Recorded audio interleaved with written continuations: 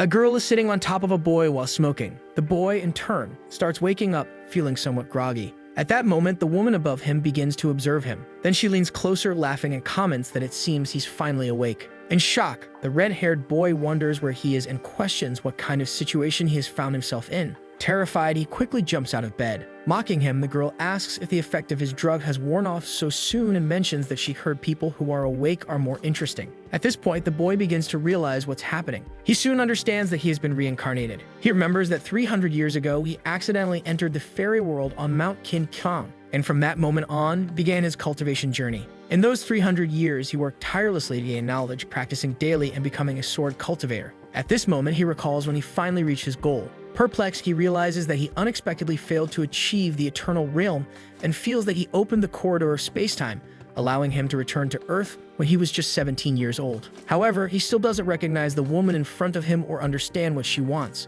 Still wearing a mischievous smile, she calls him dear and asks him not to be shy and to come back to bed. Dressing himself in his robe while feeling somewhat embarrassed, he explains to the girl that it seems there's been a misunderstanding between them, then concludes that he'll leave. Abruptly standing up, she questions him about his decision. Reproachfully, she says her name is Yi Chang Exi and declares that she won't let him go, adding that seeing her is already a blessing for him. Completely ignoring her, he simply turns his back and heads toward the door. However, she doesn't like his attitude one bit. Sneakily, she lunges at the protagonist, grabbing his arm, and he realizes how strong she is. He tries to free himself, and when he does, some kind of energy begins to emanate from his hands. At that moment, she realizes who he truly is, and the red-haired boy notices that this body has no energy. In an instant, the girl herself starts emitting some kind of energy that sends the protagonist flying. Turning to the side, he spots his school uniform and decides he needs to leave. Quickly, he grabs his uniform and starts running. Still smoking, the girl merely questions if this isn't interesting and comments that he might escape for now. Smiling, she wonders if he thinks he can escape her and states that Chun-Ging is her great white horse,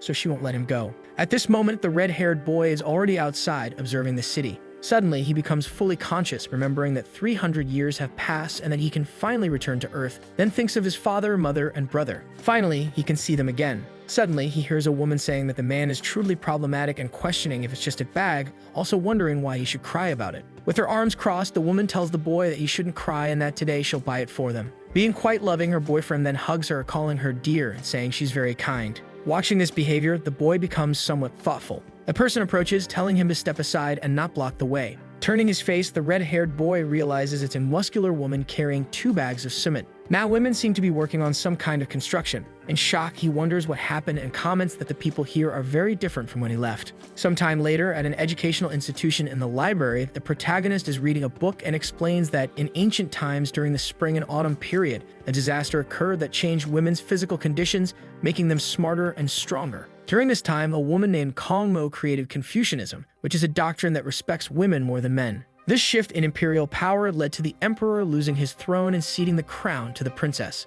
Then, in the 21st century, the impact of modern change emerged, and thus the notion of shifting respect for women over men, even though the image of women being above men still existed. For instance, when a married man decides to divorce, it's the man who is divorced. Additionally, in this world, it's normal for a woman to pursue a man. Closing the book, the red-haired boy states that this is ridiculous, that women are superior to men, and that besides, women want to marry men. He only affirms that the world is like this and doesn't even know if his own household follows this rule. His father is doing some kind of cleaning when he notices someone opening the door. It's the protagonist, who is amazed to finally see his father again. Without a second thought, he walks for the man and hugs him. His father, named Lin Yantu, comments that his son had said he would go to school and return home later. Suddenly, the old man starts sniffing his son's hair. In shock, he realizes his son is wearing perfume. He immediately asks if he met a woman, then comments that he had already warned his handsome son that it's dangerous for him to go out. Even if it's just a classmate, he must remain vigilant. Grabbing the newspaper, he mentions a story about a 15-year-old girl who ended up in trouble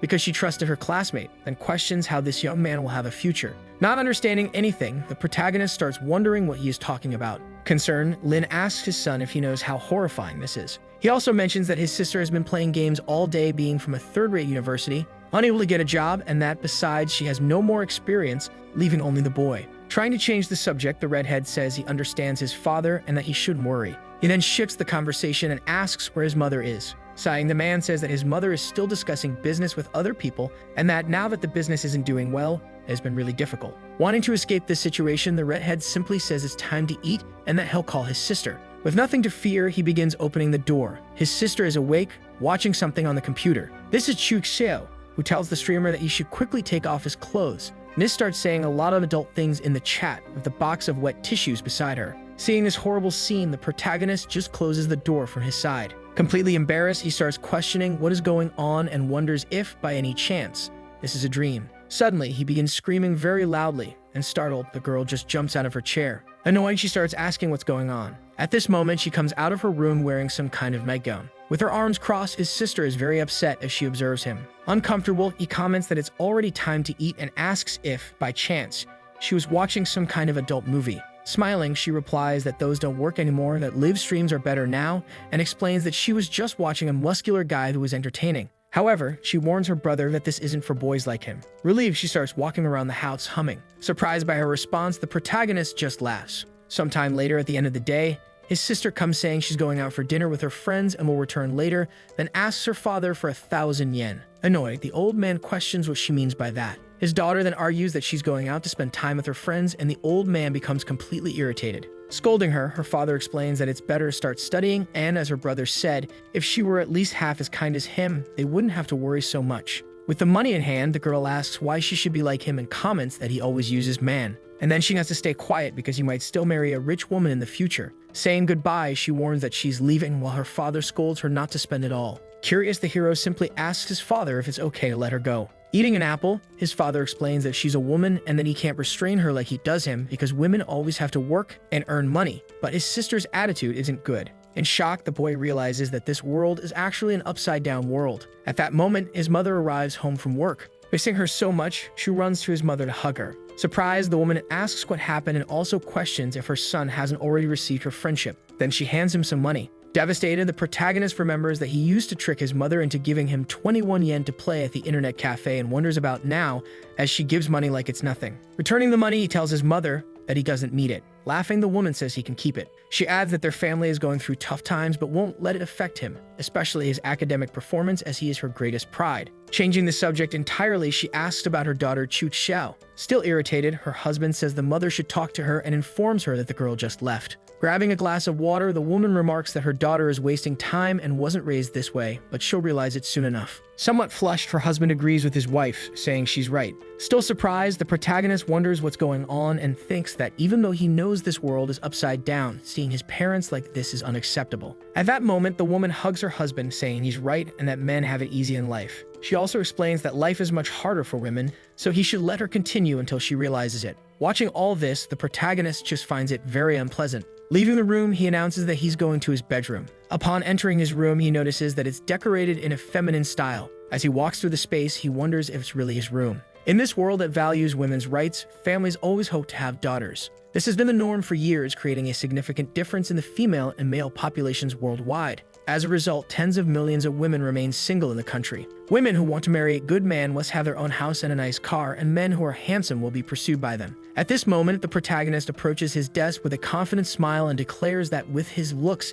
he ends up being a great catch for many women. He then opens his drawer. Ending the suspense, he finds several sealed love letters. Surprised, he thinks that he is indeed the school's heartthrob, the most desired of the prep school. Lying on the bed, he considers this a curse and decides he must cultivate and do everything to leave this world as soon as possible. While meditating, he realizes that the aura here is very rich and strong, and if that's the case, he can recover all his training, as well as the skills he lost during the space-time journey. He declares that he must open the space-time corridor so he can return to his own world. Desperate, he understands that he needs to leave this reverse world and states he can't wait any longer. Some time passes, and it's already night at his house. After practicing the Golden Freedom Jaido, his 5 senses have sharpened. Confident, he decides to try escaping this world. He focuses on the energy surrounding the house. He notices that his father and mother are asleep, then wonders where his sister is and whether she hasn't returned yet. Putting his hand to his face, he remembers that in this world, roles between men and women are reversed, so it's not surprising for a woman to stay out late. Somewhat concerned, he decides to call his sister.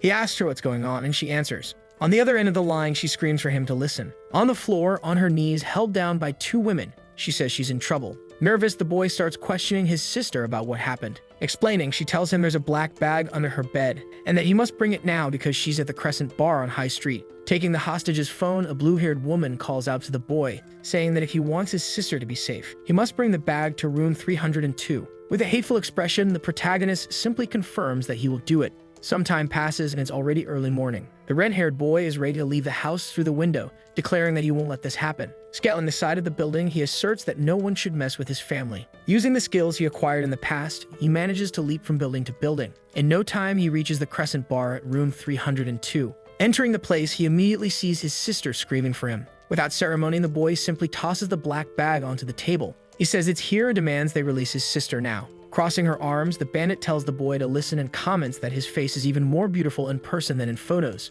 Approaching, she asks how old he is, and abruptly, he responds that it's none of her business. Annoyed by his response, the woman grows visibly irritated. Looking to the side, she spots the black bag. As he approaches, he opens it and finds a large amount of money. Completely shocked, his sister starts questioning how there's money in the bag. Not believing what he heard, the protagonist wonders if she really didn't know there was money in the bag and thinks it must be at least $1 million. Desperate, the girl calls out to her brother Zhou, saying she didn't know there was money inside and that Xiao La had only asked her to keep it for a while. Interrupting the conversation, the woman tells her to shut up and says she doesn't think she has the guts to steal from her, then accuses Lin of daring to take her place and even steal her money. Looking back, she tells the girl to leave and warns her to do it before she changes her mind. Nervous, the girl just hugs her brother, and as they try to leave, the blue-haired woman tells him to wait. She questions if anyone had said her brother could leave as well. Sweet and cold, the girl thinks she knew it wouldn't be so easy. Laughing, the blue-haired woman says her brother is handsome and young, and while she's fine with her leaving, he must stay. Irritated,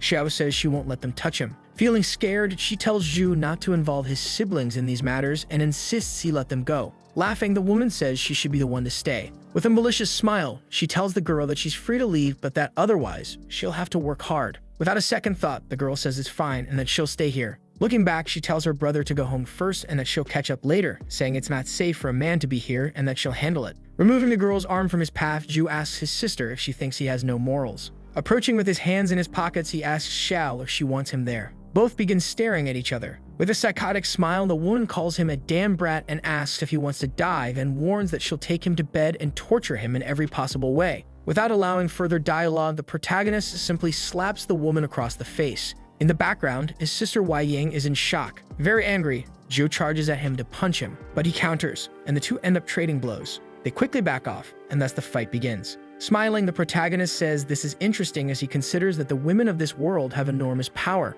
With his hand injured, Zhu orders the women to go after him. Confident, Zhao says they should attack if they can. Jumping very high, he manages to dodge an attack. Then he uses some kind of physical skill similar to a whirlwind. In just a few seconds, everyone is already on the ground and he says it's over and they should leave. As they're leaving, they hear a strange noise. Looking back, they see the girl armed, saying that if they take a step, she'll shoot. She then asks if they think they're faster than bullets. Taking the lead, her brother tells Zhu not to do this and that he should forgive his brother. Still angry, the woman curses him, saying it doesn't matter and that while she begs, she'll kill him right here. With the phone in hand, the protagonist comments that she's the one who wants this. At that moment, a woman who's smoking starts laughing, saying it's an interesting sight. As she approaches, she asks why she wasn't invited. Looking closer, he realizes this boy is the same ex-King from before. At this moment, he begins to worry, remembering when he met her. Curious, he asks why she's here, and laughing, the woman explains that this place belongs to her. She then calls Zhao, saying she'll handle him and that she should leave. Surprised, Zhu calls her a crazy sister and questions if she wants to break the rules. Wu, with a murderous look, asks what she means by that. At that moment, she orders her security to take her away, cut off her hands and feet, and throw her onto the street. Hearing this, the blue-haired woman collapses to the ground, trembling.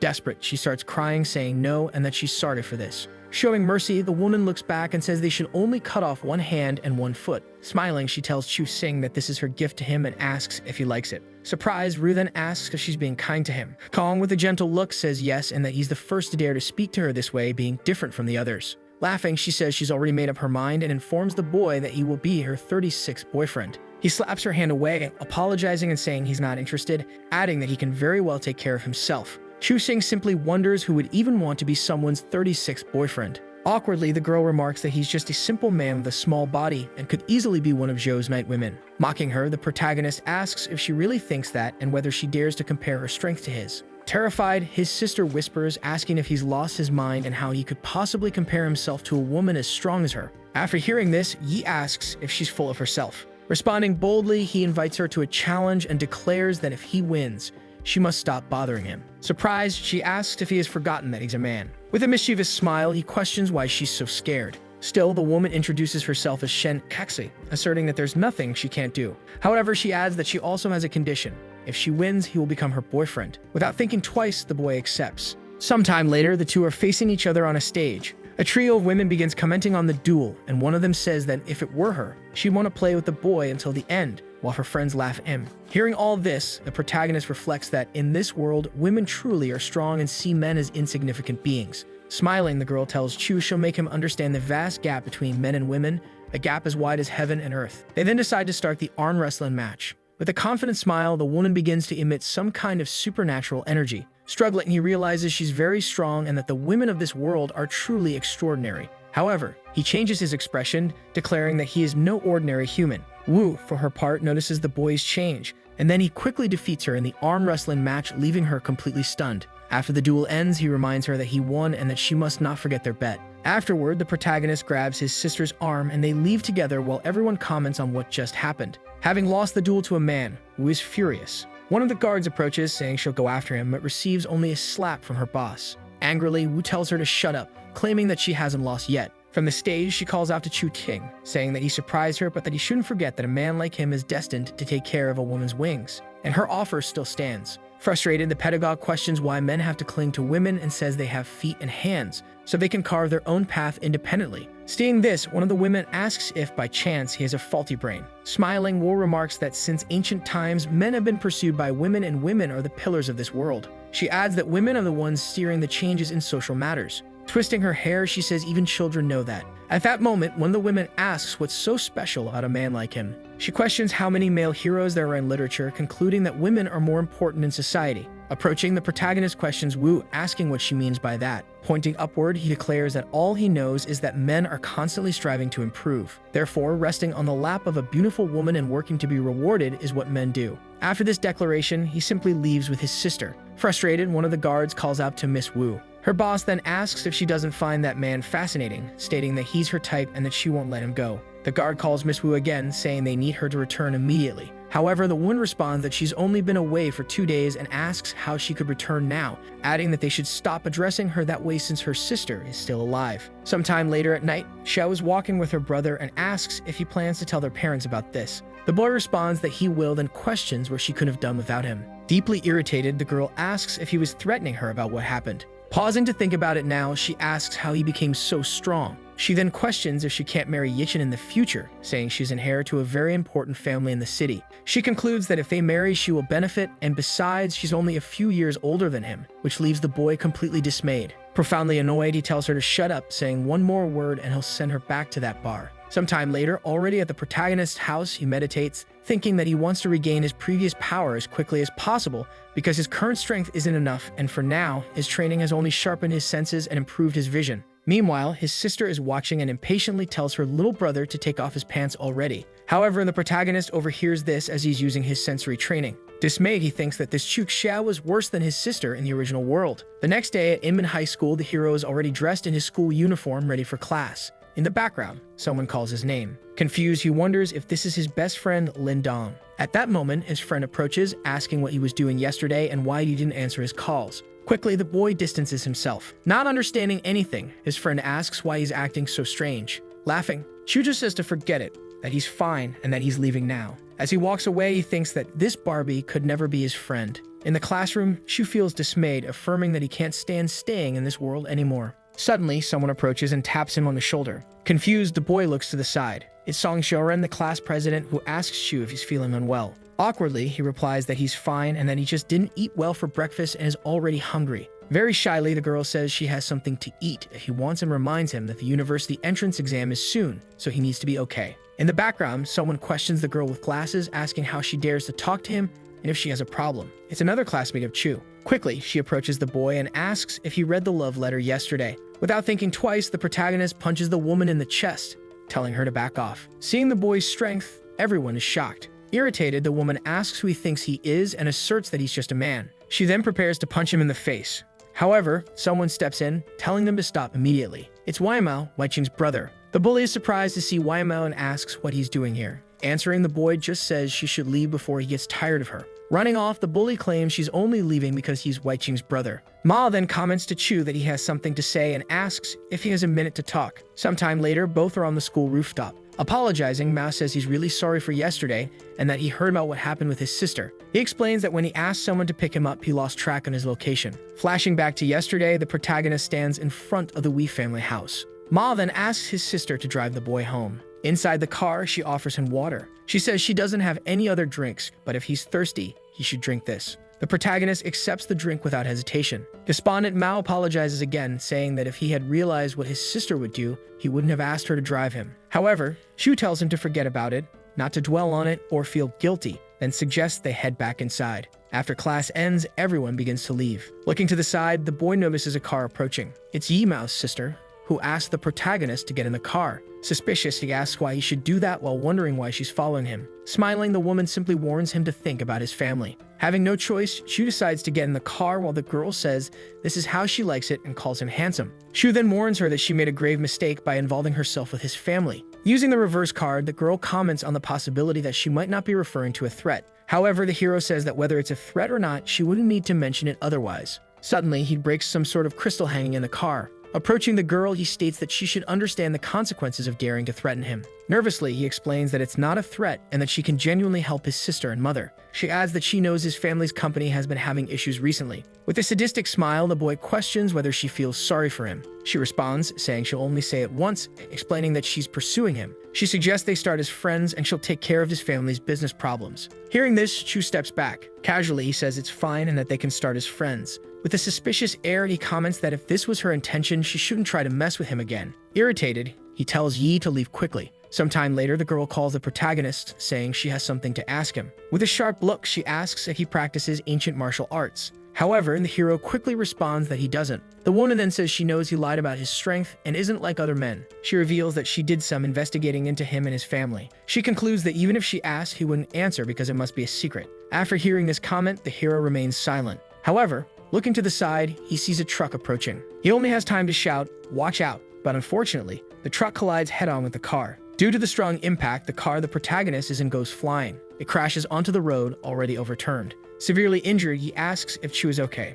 In this case, the boy managed to protect her by using his body as a shield. Surprised, she realizes that he's hurt. Resolute, Chu picks the girl up by the waist and breaks the car door. He then declares that they both need to get out of the car. After exiting the vehicle while carrying Yi in his arms, the girl says he's very injured and that they need to go to the hospital immediately. However, the protagonist questions what she's talking about and asks if she thinks it's over. At that moment, several people approach them. It turns out to be a group of women holding baseball bats. Taking the lead, the leader asks how they dared to hurt her man and declares she will kill them all. Without engaging in dialogue, the women attack, some wielding baseball bats, others with glass bottles, and another with a mashie. At this moment, Yi leaps and uses her abilities to defend herself. Meanwhile, the gray-haired woman approaches the boy with a mashie in hand. Clenching his fists, he thinks that once again, he has been underestimated. Quickly, he lands a powerful punch on the girl's ribs, disarming her. With the force of the impact, she is thrown far away, landing on the ground, already defeated. At the same time, he is fighting all four thugs simultaneously. With a serious look, the protagonist picks up the mashie from his opponent. Determined, he charges at the group surrounding Shang Chai. In no time, he reaches the scene and strikes 3 women with a single blow, sending them flying. Seeing this, 2 women are left in shock. Completing her attack, he strikes both of them with the palm of her hand. All the women in question were defeated without much effort. Pleased with everything, Yi tells the protagonist that what he did was amazing. However, Mai responds that it was nothing and says she should handle the rest. Agreeing, her colleague says she'll call someone to take care of it and admits that if it weren't for the hero, she could have been in serious trouble. She then asks if he's really a prep school student. Explaining the situation, Chu says they can't eat anymore tonight and will have to reschedule as it's already late and his father must be worried. At that moment, the girl's phone starts vibrating. She answers, asking what happened. Within seconds, her expression becomes perplexed and the hero notices. He begins to ask what really happened. However, she turns her face away, saying it's not important because it has nothing to do with him. She adds that other people's family matters aren't something a prep school student like him should deal with. Suddenly, Wai approaches the hero, grabbing his arm and telling him not to leave. With a trembling voice and already crying, she says that her mother was seriously injured in an attack and that she is at home at this very moment. Suspicious of the situation, Chu comments that both she and her mother were attacked at the same time, which means it can't be a coincidence, concluding that Jimmy's underworld will face a major shift. Worried, Wei talks about the possibility of her mother dying and her aunt taking control, which would certainly lead to her being expelled from the family. She then asks what she should do. Trying to calm her, he tells her not to cry as he will go with her, explaining that the family now depends on her, meaning she has to be strong and stay firm. He concludes that he can at least help lift her spirits. Surprised, the girl wonders why this is happening now and thinks about how she could really trust a man's feelings. Without hesitation, she approaches the hero and hugs him. Sometime later at night, at the Wei family home, surrounded by security, the young lady arrives, saying she's finally there. Somewhat worried about the situation, the girl asks how things are. In response, the woman says the situation is difficult. She can't enter because Miss May said no one is allowed inside except for the madam. Irritated, the girl questions how this woman dares to do such a thing, while the protagonist asks who this Wai Mai is. Shang-Chi explains that she's just the aunt her mother mentioned, someone who has been in the family for years, always scheming with other families in court, but since there was no concrete evidence, nothing could be done about her. Frustrated with her aunt, she tells the protagonist to accompany her there. However, one of the guards questions who the boy is, saying he can't pass. Arguing back, Wei asks how she dares mistreat her guests and questions who she thinks she is. Intervening, the protagonist claims to be a doctor and says he's here to check on Miss Y, silently thinking how lucky he is to rise in this fairy world hierarchy. Seeing this, the women start laughing, wondering aloud if a man could actually be a doctor. However, the hero calmly states that one of them has had a reproductive nervous system infection for years and mentions that the other suffers from plomacines, likely due to practicing martial arts from all angles and adopting traditional Chinese medicine recently. The blue-haired woman thinks that explains why her colleague takes so much medication, while the purple-haired one admits she can't criticize her, as she also takes medicine for intestinal pain relief. Both bow, saying he should go in. At that moment, Wiz On approaches. This is Wai Mei, who remarks that it's fortunate she arrived on time, as otherwise who knows what might have happened. She's standing next to Wai Meyer. Deeply irritated, the girl expresses her frustration with her aunt and her love for her mother, insisting that she wants to see her now. With a mocking look, the woman says the young lady is very rude and asks if she shouldn't respect the hierarchy and call her aunt. Pointing at the boy, she questions how he dared bring this strange man and states that no man is allowed to enter the Wei family. However, the young lady explains that he's the doctor she called and insists they both be let in immediately. Surprised, the older woman says she thought he was just someone who had been brought home a few days ago. She explains that if he wants to enter, a man in the Wei family must possess certain skills. Otherwise, he won't pass through this door. Initially, she asks her daughter to test how skilled this man is, and the girl agrees. The aunt thinks that if her daughter marries Wei Chen's man, she will fight to protect him, breaking family rules, and no one will protect her. Myra calls the boy handsome, saying that if she wins, he must promise her something.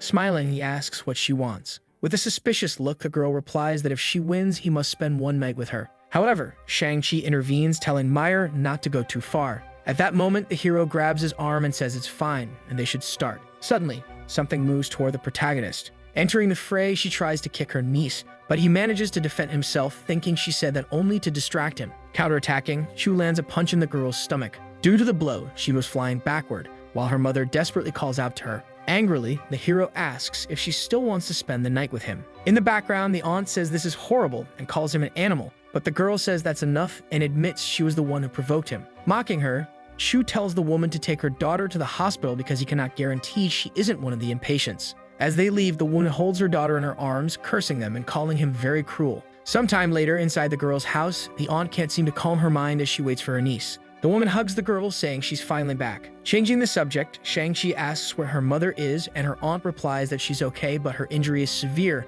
and all they can do is keep her under observation. Joining the conversation, the protagonist says that if this is true, they can't wait any longer and that he might be able to help. Confused, the blonde woman asks who this boy in front of her is. Ignoring the question, the hero simply says they need to trust him. Shang-Chi explains that this is her friend who was also attacked but was lucky to be with her to help. She adds that he's also a doctor. They then enter the woman's room and the girl rushes to her mother, hugging her and asking if she's okay. A bit weak, a woman asks who this boy is. She replies that he's a doctor and that Shang-Chi entrusted him with her care, so he needs to see her wounds. Laughing, the woman says she doesn't believe he can do much about it and excuses herself for a moment, saying she needs to talk to her daughter privately. At that moment, the girl's aunt gestures to him to leave. Wu tells her mother that she should let him examine her because he's amazing, and if it weren't for him, she would have been hurt today. Surprised, the woman realizes it's the first time her daughter has spoken positively about a man and wonders if he's truly different from the rest. Chu then states that her assessment is correct and explains that she was attacked and struck with a harmful energy on the left side of her back. He asks if she's weakened due to all the energy used to fight against the intrusive force.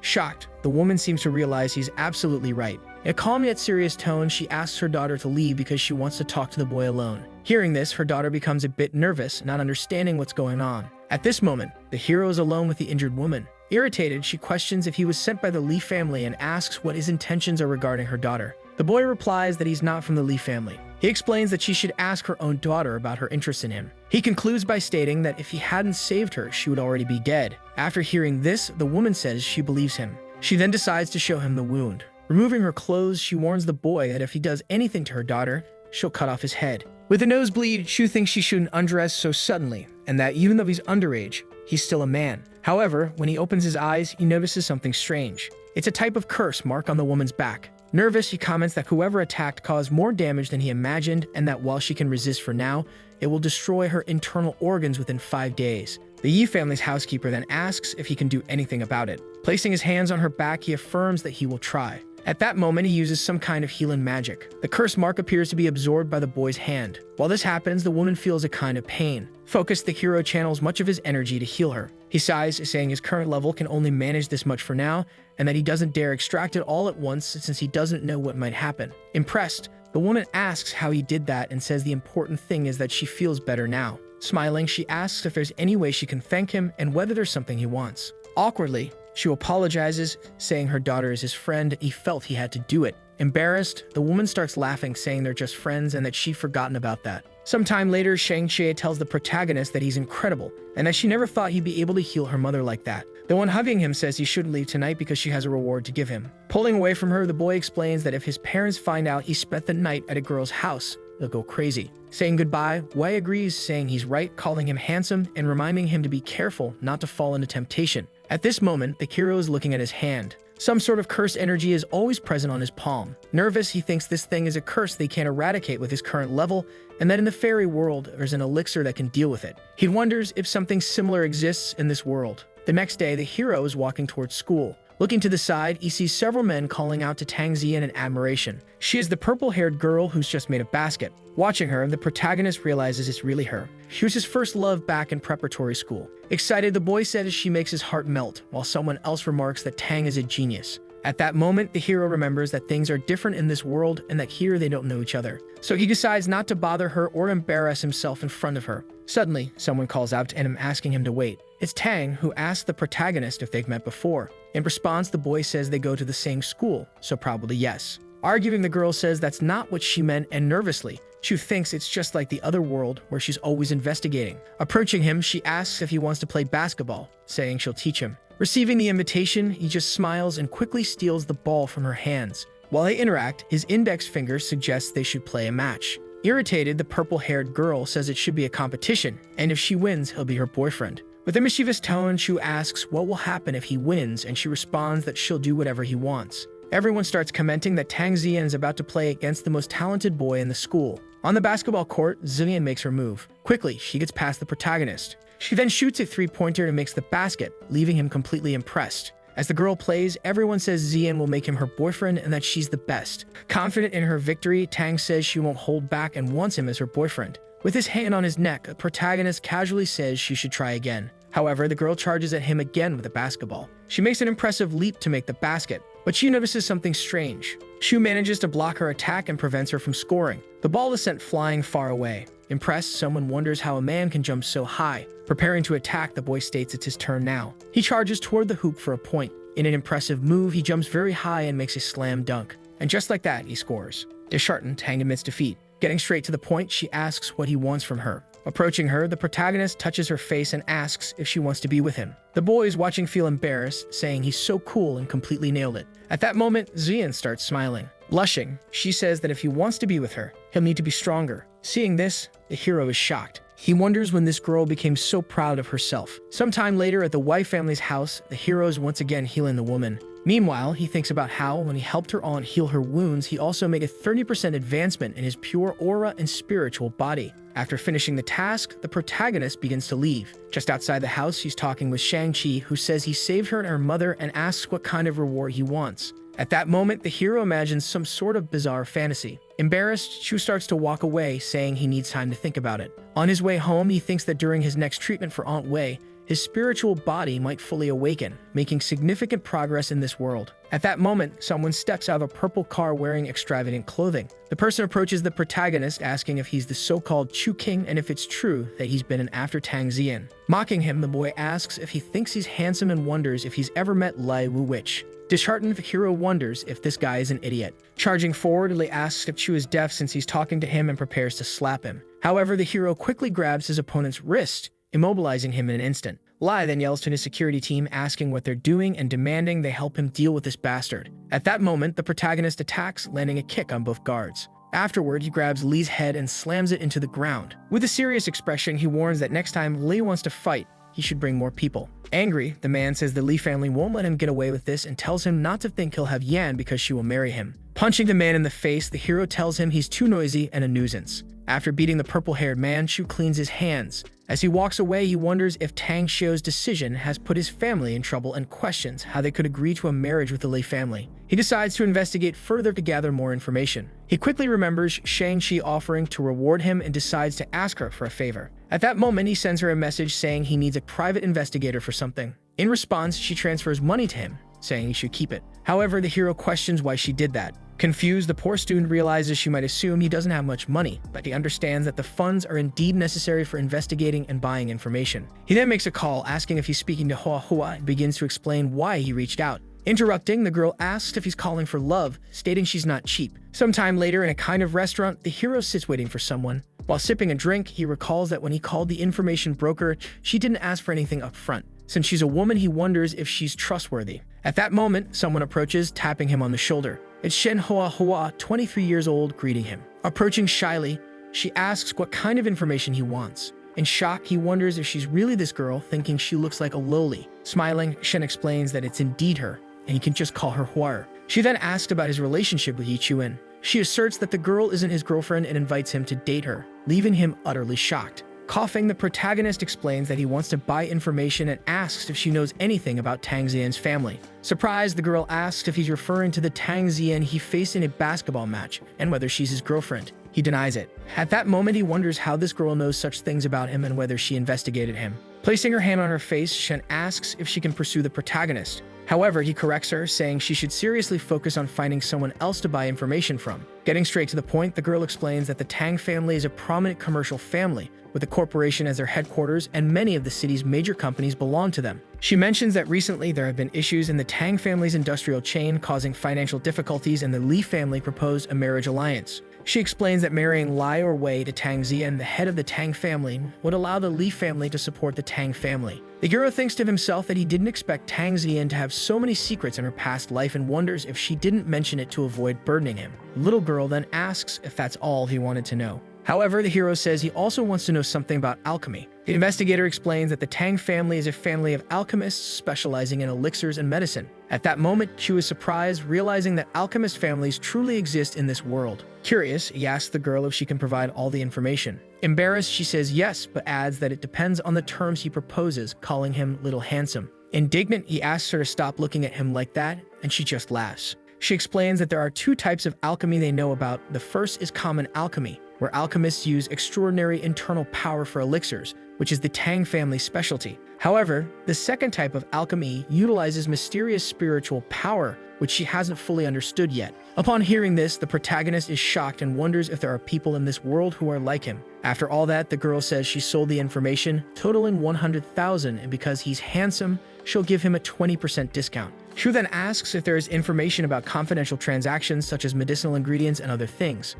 Hua says that if he accompanies her to dinner, she'll tell him. Sometime later, both are walking down the street near a food stall. A boy calls her by name, asking if she's here to eat today. Sitting down, she orders 20 pork breasts and 4 cold beers. Impressed, the hero wonders if women in this world also like eating pork breasts and questions if this is normal. Walking around, he notices that all the women are eating pork breasts and drinking a lot of beer. Placing his hands on his face, he realizes he had forgotten this world is the opposite of his original one. Sometime later, the girl already seems drunk. In this state, she is very close to the protagonist. Crying, she says that the boy she likes rejected her because he thinks she's poor even though she's liked him for years. She explains that she's indeed flat-chested, but she has a small house and always plays video games. She asks if he doesn't think she deserves someone, but Shu responds that he doesn't. Upon hearing this, the girl pulls her hands away. Blushing, she asks the protagonist if, by any chance, he likes her. Sometime later, the boy is carrying her in his arms, telling her she shouldn't drink so much if she can't handle it. Chivalrously, the protagonist takes her to her home. As he thinks about how this blonde can't manage her own house, he concludes that she truly is a homemaker. The hero then places her on the bed to sleep. However, she quickly approaches him, grabbing him. With a trembling voice, she asks him to stay with her, and Chu accepts. Smiling, the girl says that's wonderful. Suddenly, she falls asleep on top of the protagonist. Sometime later, he has covered her with a blanket and is checking his phone messages. He starts reading news about the Tangs, the family that is in danger. He also finds information about the Shinzen auction house, the most important one in Jimin, a business managed by a family knowledgeable in ancient martial arts. Smiling, he thinks it's impossible to survive in any world without money and that thanks to the gods, he has something of great value. A few days pass and the hero is sitting on a rooftop channeling energy. He understands that in the world of immortals, there is something known as a spiritual stone, which is used to accelerate cultivation and aid in practicing ancient martial arts. These stones can be obtained through veins or by cultivating eternity that absorbs the aura of heaven and earth. However, in this world, spiritual stones don't exist, so it's worth enlightening the ones he has. He states that as long as he makes them, money won't be a problem. At the Gomeija family home in the late afternoon, the girl's mother is isolating some kind of energy as well. Smiling, she declares that her strength is back and tells the heartbeat to wait and see because she will return the favor. Praying for the boy, she thanks him, saying that if he ever has any trouble in the future, he only needs to ask, and they will help immediately. As he leaves, Chu reflects that he has completed the detoxification process for Madame Yi's body, and that now her spiritual power has been released to a certain extent. Thus, the mission is to cultivate it fully. At that moment, someone calls out to Chu King, telling him to wait. It's Shang-Chi, who approaches and kisses him. And so the girl manages to do so. Embarrassed, she thanks the boy for healing her mother's daughters and explains that it's a small gift from her. Suddenly, a security guard appears, calling for the young lady and stating that she's being summoned for an urgent meeting. Saying goodbye to the protagonist, she apologizes, saying she has to go and can't stay today, but one day she will give him her complete gift. A bit awkward, the hero thinks being kissed by a girl like her isn't bad at all. Later, at his home, he is sitting on the bed, cultivating. At that moment, he starts emitting a great deal of energy from the palm of his hand. When he entered the space-time corridor, the only thing he couldn't leave behind was this sword.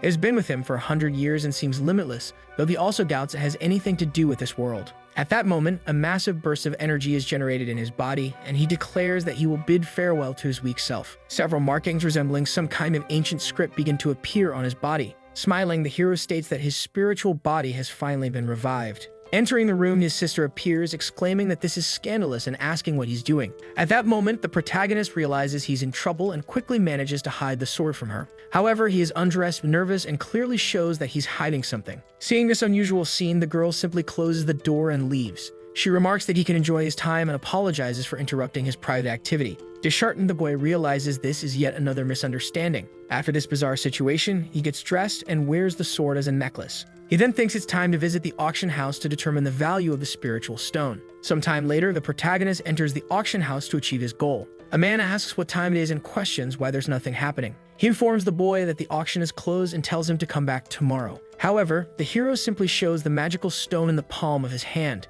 The attendant initially says it's just a yellow stone, but quickly realizes it's something much more significant. Shocked, he stands up from his chair. Approaching, he asks if he can see it. Holding it in his hands, he notices that the stone emanates a lot of energy and can even aid in cultivation, making it a rare treasure. Introducing himself, he says his name is Zai Yu, heir to the Shaizen auction house. Greeting him, the hero introduces himself as Chu King. Curious, the attendant asks how many of these stones he has and what they're called. The boy responds that it's a spiritual stone, and the man likely already knows its effect, revealing that he has 5 in total. Determined, the man offers 200,000 yen per stone, totaling 1 million yen. Sometime later, the hero leaves the shop, thinking it was worth it as the price was higher than he expected. He considers that if everything works out, he could establish a significant business monopoly, and it's only a matter of time before a great storm accelerates the martial arts auction world. At that moment, he receives a message from a girl inviting him to a bar that night. Looking to the side, the boy notices the presence of someone mysterious. It's a person wearing some kind of trench coat.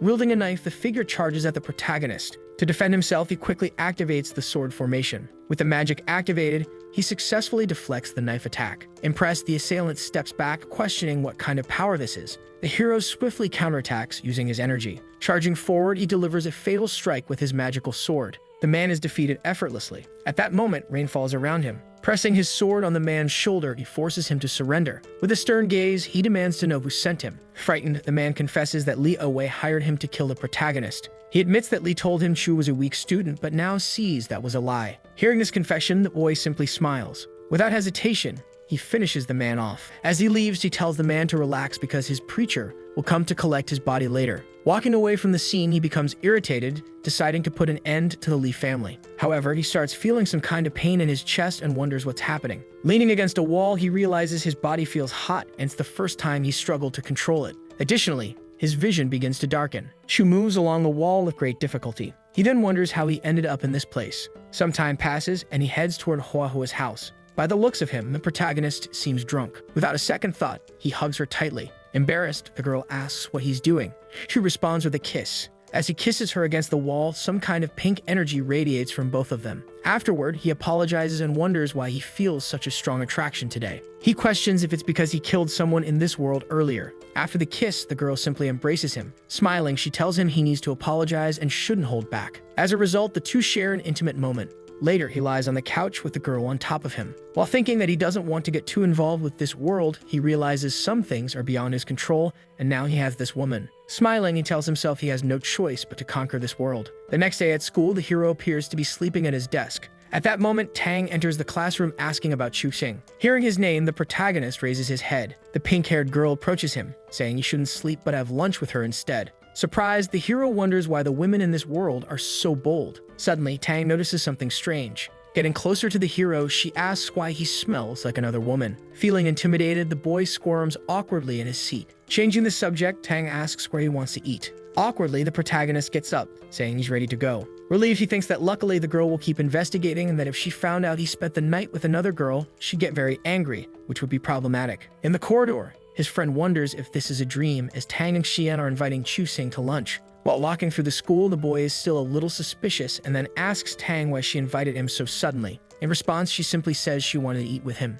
Curious, she asks if she can hug him now. Coldly, the hero thinks the girl wasn't shy when she said that, so it's not as interesting. Quickly, he takes her hand, which makes her completely flustered. Seeing the girl's reaction, he just laughs and pinches her cheek, but she pulls away irritated, asking how he dares pinch her. The hero laughs, showing how happy he is. Observing Tang, he thinks he doesn't know why he suddenly felt tenderness in his heart, something that has never happened before as she was raised to be in Harris since childhood. However, after seeing him on the basketball court, she somehow developed astonishing feelings for him, even thinking of him as the most important person in her life. She affirms to herself that she feels protected when she's with him. Bringing her hands to her face, the girl is embarrassed, wondering why she's thinking such strange things. Outside of school, they are at some kind of restaurant. The hero catches the waitress's attention, ordering 2 bowls of noodles without cilantro but with chili and vinegar. Surprised, Tang wonders how he knows she likes that, questioning if he has been investigating her. Surprised, the protagonist asks what's wrong with her since her face is red. At that moment, 2 women approach. Observing them, the boy begins to feel suspicious.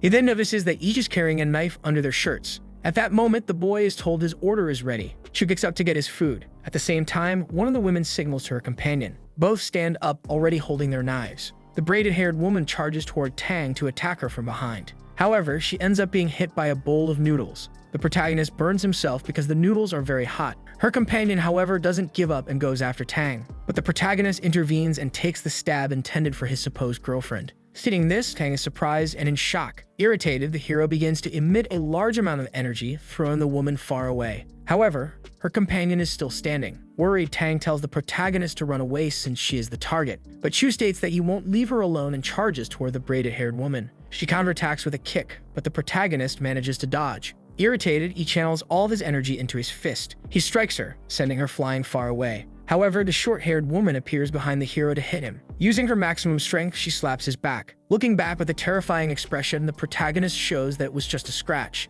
He then strikes her too, sending her flying far away and ending the battle. Both were completely defeated and left seriously injured. Nervously, Tang asks if he comes from a family focused on ancient martial arts. In response, Chu says no, and that it's a bit difficult to explain, but that he's just an ordinary person. Taking her hand, the boy explains that he'll tell her the details later, but for now, they need to leave because this place isn't safe, and they should contact her family to deal with the 2 attackers. Outside the establishment, Xian is carrying the protagonist. He appears to have a serious wound on his body. Still worried about the situation, she suggests taking him to the hospital. Smiling, Chu says not to worry because he can heal the small wound himself. Looking thoughtful, he considers that the two were mediocre assassins but still managed to hurt him as if they were using magical weapons, so he must be more careful next time. At that moment, Tang tells Chu that it seems he has already investigated her family. Curious, she asks if Lai or Wei hit him and if he's in danger. Confidently, the boy says no and assures her he can still handle people like them, so there's nothing to worry about. Seeing the hero's strength and confidence, the girl becomes slightly flustered.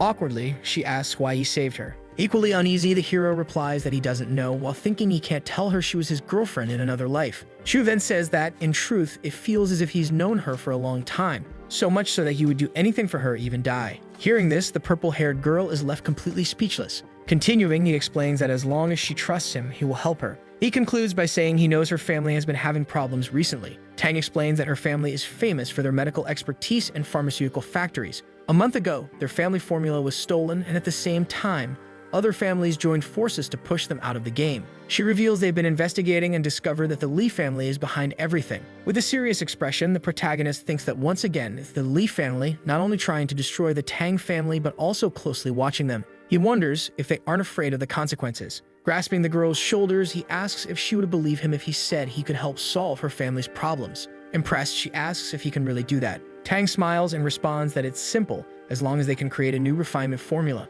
Tang adds that it's easier said than done. Her family has dozens of research facilities in the city, and even then, it took them 20 years to develop a few formulas. The protagonist tells her not to worry and says they will discuss the matter later. He informs her that there will be lightning in 2 days, and after that, his family won't be able to overlook him. That will be the time to discuss the matter in depth. Suddenly, he feels the pain in his chest again. Worried, Tang moves closer, asking what's wrong. At that moment, the hero recalls that he marked Yi with a Riki and wonders if it can suddenly fade like this. Saying goodbye, the hero tells Tang he has something to do and will return to school. He asks her to inform Ling Dong to apologize to the teacher on his behalf. He calls Hua Hua, saying that it seems Wei Cheng is in serious trouble and asks if they can track her phone and send the location. On the computer, the girl responds that she'll try and send it immediately. Calling Zaiyu, Chu introduces himself and explains his situation. The attendant asks if he has something valuable. Chu replies no, explaining he needs help and asking for a car. The man asks where Chu is and promises to pick him up, excusing himself to his clients, saying something urgent has come up, and announces that the auction house will be closed for the day.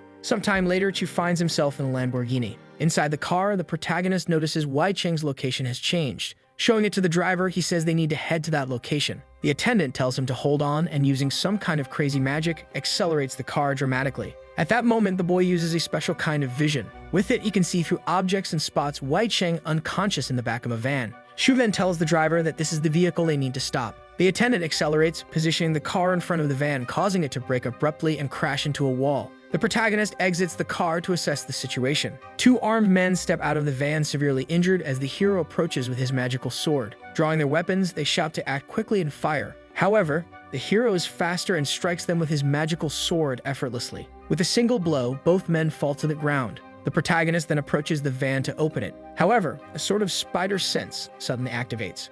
A mysterious person fires some kind of lightning in his direction. The hero narrowly dodges, but the van is now in flames. At that moment, two men who appear to be time travelers approach. Surprised, the hero realizes that this ability is not something ordinary people possess and remembers that in this world, someone practicing ancient martial arts like him is rare. At this moment, one of the men comments that the boy is still young and talented, inviting him to join the Quanjin cult. In response, the protagonist says he has heard of them, but questions why this cult produces failures like the two before him. Irritated, the man asks his companion about the word failure, stating that his brother should not speak to this boy but kill him instead, as he has insulted their master and themselves. Maintaining his composure, the hero questions how superficial people like them dare to descend from the mountain and suggests they should return and train for a few more years. This statement leaves the two brothers stunned. The one in the green kimono becomes extremely angry and begins using his weapon. Charging forward, he yells, questioning how the boy dares insult him and his brother, declaring he will kill him. However, the hero wields his magical sword and quickly blocks the attack.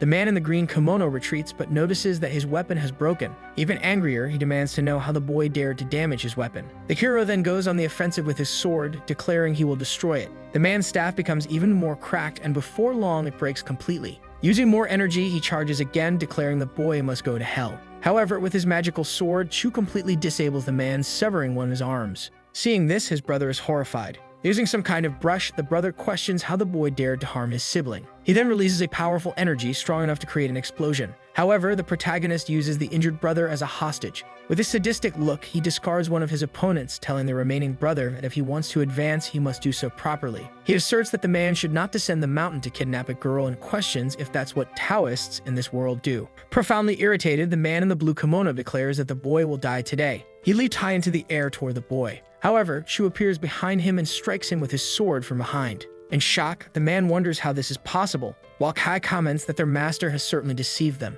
After this fight, several people are left lying on the ground defeated near the flames. At that moment, the hero realizes that Y is still alive. Slapping her face lightly, he tells her to wake up. The girl wakes up irritated and simply glares at him. Approaching her, she asks what he is doing there and comments that the two men were very strong and she couldn't defeat them, so she had to run. However, the hero simply moves closer to her. Hugging her, he tells her not to worry and that she shouldn't be scared either because everything is fine now. At that moment, she notices that everyone is already defeated and lying on the ground. Stepping back, the protagonist asks if she knows who did all this. In response, she says she has a hunch. It might be the work of the Lee family since the two families have officially started a war. Stating this, the hero thinks it's no surprise that the Lee family is making moves and assumes they are working with the Taoists on the mountain, forming certain agreements. She explains that these masters are not ordinary people but men with great powers, like those who captured her. She then states that she's sure they don't belong to a family of ancient martial arts since, during the attack, it didn't even vary their breathing. Surprised, Shang-Chi comments that she can no longer underestimate these men. Chu agrees but says that given her family's current situation, she shouldn't be overly optimistic. Irritated, the girl retorts, saying it's not just the Life family, there are also smaller families and other individuals who will create problems among themselves. Starting to understand, the hero asks if this has to do with the X auction and whether it might be the reason why the ancient martial arts families have been so active recently. Nodding, the girl says it's possible that the Lee family has received advanced information about the auction and attacks on other families, but since others haven't obtained this same information, they are unable to prepare properly. Giving the hero a kiss, she tells him he is her lucky star. Embarrassed, she asks if he can go home with her because she needs to return and share this news with other family members. Besides, her mother has been looking for him to thank him. In response, the hero simply ruffles her hair. Smiling, he says he'll go with her. Sometime later at night, in the wife family's house, the aunts, along with the girl's mother, are seated at a table. They are all staring at Shinde, Exi, and Chu. Smiling, the woman invites Chu to sit. However, one of the aunts says he should wait a minute. This slightly disrupts the purple-haired ceremony. The aunt comments that the participation of strangers in the family's secret meetings is inappropriate. Pointing at Chu, she adds that, on top of that,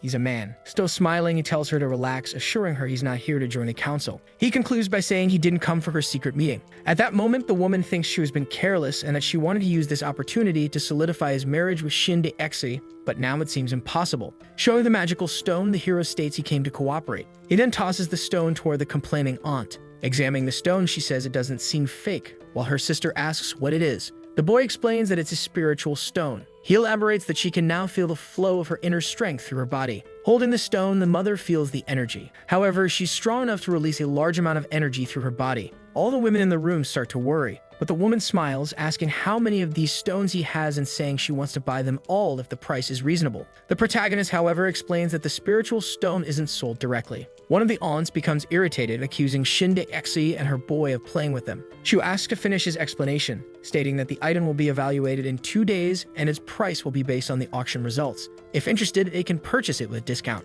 He concludes that the reason he came was to offer something else, protective clothing and elixirs that can boost combat effectiveness in a short time. Hearing about increased combat effectiveness, the women are impressed and one asks how much it can be improved. Ku responds that it's about 30%. Shang-Chi's mother then asks how long it would take to produce and what the price would be. Chu explains that the clothing can be made in days and the women can determine the prices. As for the elixir, it takes about a week and the price will be set upon delivery of the first batch. Skeptical, one of the aunts asks why he's helping them like this. The hero responds that he's doing it because Yi Shang-Chi is his friend. Hearing this, she feels a bit embarrassed but happy. Sometime later, the two are outside the house. Smiling, Shang-Chi admits she initially wanted to have fun with the boy, but they became friends and he even helped her family. Smiling, the boy thinks life in this world has been worth it. He tells himself that after the auctions and with her family's help, he'll be able to build his empire in Jimin. Sometime later, he arrives at his house, calling for his father and mother. However, he notices an unexpected presence. It's Chu Kingxi's aunt. The boy greets her, wondering what's going on as he's never heard of other relatives. Getting straight to the point, the woman remarks that he's very handsome and says she's here to arrange his marriage. Shocked, the protagonist questions what she's talking about, pointing out that he's only 17 and still a minor. Inz responds that he's still studying and says he should only discuss this after finishing university. But the older woman questions what man wants to go to university, calling it a waste of money. Irritated, the hero remembers that this is a world where women dominate men. Changing the subject, the older woman asks the protagonist's mother where Chuxiao is, and she replies that she's at home doing nothing. Seeing this, the hero thinks that his sister is actually sleeping right now. Smoking, the aunt comments that it's a shame her family's educational methods are not the same as her mother's since her children are well-mannered. Standing up, the father says he needs to have a talk and offers to prepare some tea. Looking back, the hero notices that his father seems rather sad. Irritated, he remarks that the woman has said enough and jokes about stuffing her into a bag. The old woman asks the mother what she ever saw in him, saying she should have married someone from the Liu family in Hixi. At that moment, the hero slams a pipe onto the table, startling the two women. With a murderous glare, he apologizes, claiming there was an insect on the table. The aunt then says she'll need an answer this time, warning of the consequences if one isn't provided. As she leaves, she tells Chu to enjoy his last year at school and hints that he might not be far from marriage. Mockingly, the protagonist questions why he should listen to her. In response, she says his family plans to arrange a marriage with a wealthy woman to improve their financial situation. Crossing his arms, the boy apologizes sarcastically, saying he doesn't sell himself that easily. Knowing the woman is rich, he asks how much she can pay for a leg. Frustrated, the old woman tells her sister to take the boy to a hospital because he's clearly unwell. Irritated, he simply leaves the room and isolates himself in his bedroom. Inside, he calls Xingxi, saying he has something to discuss. Sometime later, the old woman is with two men who operate in the adult entertainment business. A woman approaches, asking Yi if the plan is only to cut off the woman's leg. Xingxi replies that they should also take a kidney. Sometime later, Xuxing is levitating stones using his power. He holds one stone surrounded by a glowing aura. The young man thinks that the situation in Jinmen has been stable, though he still has issues with his family. However, at least he has time to create magical artifacts to protect those he loves. Suddenly, the stone transforms into a stiletto, which then moves toward one of the green stones. The stone glows intensely, and the stiletto is flung away. The protagonist thinks that the material he obtained from Jiayu isn't bad. He can store an arsenal of protective swords and detect when the wielder is in danger. Chu King's family is eating in the dining room. His father says he needs to study hard. After a brief silence, the brown-haired boy replies that his father shouldn't worry about that, as he'll always be there to help his parents. The man remarks that health is the most important thing, regardless of financial circumstances. Xuxing agrees and reveals that he made something. He places jade necklaces on the table for his father and sister. His family members hold the objects confused. The protagonist's father asks where he got the material and why it feels so good to the touch. His son reveals that he brought it from the temple and says they likely have some beneficial effects. At school, Xuxing is in class. He notices that his mortal body hasn't handled the fatigue of creating magical artifacts well. The blue-haired girl sitting behind him warns him not to sleep in class. However, she holds back when the teacher approaches her. The instructor firmly taps her hand on Chu King's desk. She asks the boy to solve the exercise on the board if he's finished resting. The protagonist, having not paid attention, doesn't know how to solve the calculations. However, he remembers that Xiaoran had taught him something similar before. With confidence, he begins writing on the board. Chu Xing sets down the chalk and tells the teacher he's finished. The teacher is astonished, wondering how he could solve it so quickly given his reputation for sleeping in class. But one remarks that he can't sleep in class even if he already knows the material. The brown-haired boy reflects that he was a pathetic student his entire life and that the teacher had never treated him so well before. She suggests he become the class representative. Xuxing tries to protest, but the teacher threateningly asks if he has any other objections. Lying on his desk, he uses his powers and thinks about the amulet he promised his family, realizing he needs to make it soon. He creates a small sword in his hand, recalling that magical amulets can block attacks. He estimates that their price should be at least 30,000 yen or more. A chubby boy taps the protagonist on the shoulder and invites him to eat. At that moment, the small amulet Xuxing was working on explodes. His friend asks how he can play with fire in the classroom. Xuxing's small weapon turns into a charged sword. He hands it to his friend, saying that with it, you will be safe. However, no one can know about this. The young man who had tapped his shoulder earlier reveals that he has no doubt Xuxing is his best friend and also wants to give him something. He raises a small soda bottle in his hands. The protagonist gets angry because the soda is already half empty, but his friend wants to tell him something. In a few days, the sports festival will take place, and the young man asks if Xuxing wants to participate since he beat the school's #1 in basketball. The brown-haired boy reveals that he won't participate. His companion says that the video of the match has already spread, and they will force him to play. Finally, he asks if Xuxing doesn't want to make memories in his last sports year. Xuxing thinks his friend is right, especially since in his previous life he didn't participate. He decides he will attend the festival. The chubby boy is happy because he can go to eat. The brown-haired young man asks if he was betting on it. However, his friend denies it. The girl enters the classroom. She has peach-colored hair. Other students wonder if she is Lin Yuan, the school star who plays piano and sings. She approaches Chu Xing, revealing that it's been a long time since they last saw each other. Lin Yuan says he has become the school celebrity after defeating Tang Zian. The protagonist says it was pure luck. His friend tells him their middle school friends are having a reunion and asks who he thinks will organize it. He asks if it's Zhuo Bakun.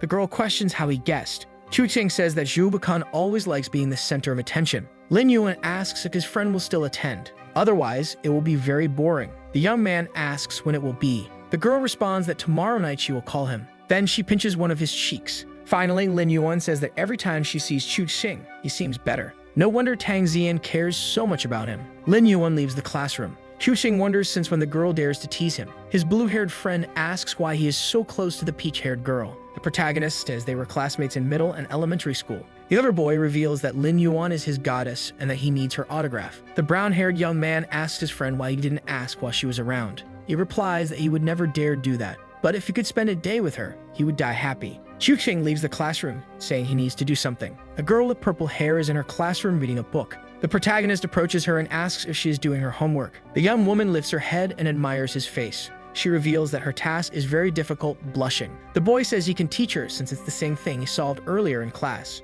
Chu Xing explains it to her while others watch. The purple-haired girl understands the task using his method. Suddenly, a commotion forms around them, and the protagonist thinks it's not the right time for this. He stands up and holds the girl's hand, saying he needs to tell her something. They are now in the school's open court. Chu Xing places something in her hands and says she should use it to stay safe. The young woman observes the necklace she just received and realizes the pendant isn't easy to come by. She gives it back to the boy, saying she can't accept something so expensive. The brown-haired boy says it will keep her safe and asks her to trust him. His companion gets emotional and thanks her friend. The protagonist is in another class. He thinks about making 10 amulets before going home. With his hand under the desk, he continues crafting magical artifacts. The class ends and the boy puts away his materials. He thinks he still needs to see Cheng Xi tonight to see how much he can offer his family. A hand touches Chu King's shoulder. It's his blue-haired friend asking if they are going out tonight. The protagonist asks where. Her colleague reveals that it is a very beautiful and exciting place. Chu Xing leaves the room and says that this time he cannot go. Then Cheng Xi hugs the protagonist.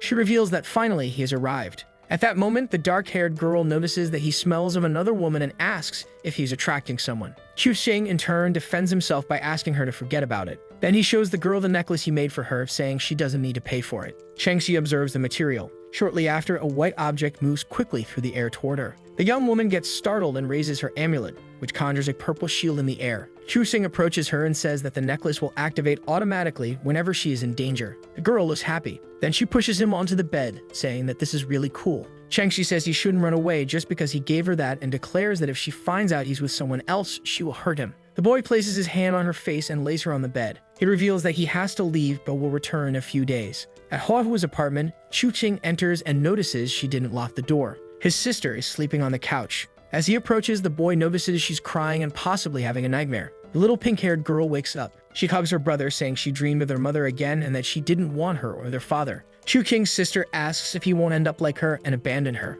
The boy thinks that perhaps one day he might return to another world. Then he strokes the girl's hair and says he won't do that. She reveals that it's better if he doesn't dare. Otherwise, she will bite him. The girl jumps onto her brother. Shen Huahua is sleeping. Chu Qing thinks he should return home since it's the weekend and his father must not find out he didn't spend the night there. When he grabs his phone, the boy accidentally clicks the mouse. He wonders what's showing on his computer. He realizes it's information about an ancient martial arts family. Then the protagonist looks at his sister and thinks that she helped him collect a lot of information. Finally, he leaves a protective amulet by her side and kisses her before leaving. The young man is walking on the street. He answers a call from his father. The latter asks where his son is, threatening to send his mother to pick him up. Chu Qing says he's near the shopping center. A car stops for him to get in. The protagonist comments that his mother arrived quickly, and she says she was nearby. She then notices that he smells of a woman. The brown-haired boy says he was at a party with his colleagues, and there were a lot of people there. He thinks about how sensitive women are to these things. His mother pulls out a pack of cigarettes and warns him that he must not be alone with a woman. Chu says he knows and asks if she hadn't quit smoking.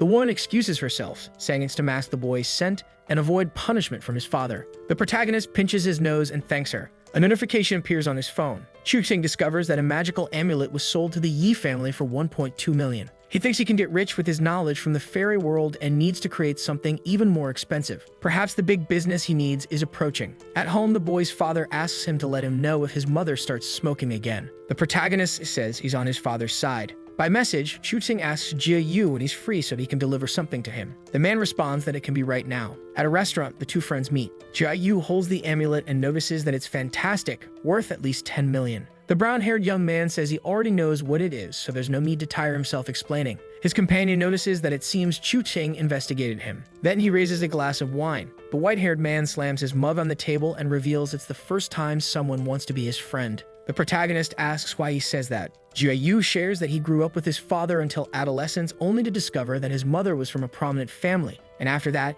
he was transferred to a noble school. However, the students looked at him strangely, and a girl he had just met asked if he was a legitimate boy. The man asks his companion if he knows what it feels like to always feel strange and never connect with nobles. Although he had spent the last few years training many familiar skills or missing opportunities in his eyes, he might still be considered a stranger. Chuxing reveals that he doesn't have problems like that, but he isn't far from understanding his pain. The boy's mother is also from a prominent family that didn't accept her relationship with his father, forcing them to elope. Recently, the maternal side of the boy's family pressured his parents, saying they would marry Chuxing to an overweight woman weighing more than 90 kilograms. Jia Yu laughs out loud and apologizes as he can't help it. However, the protagonist was already expecting such a reaction. The white-haired man suggests that the two get drunk together. The friends toast and Jia Yu wishes the young man luck in enduring the overweight woman. Chuxing stumbles up the stairs of his building, drunk. A short-haired girl opens the door to his apartment. She gets startled when the young man's arms touch her shoulders. The protagonist covers the woman's mouth and asks if she wants to wake up their parents.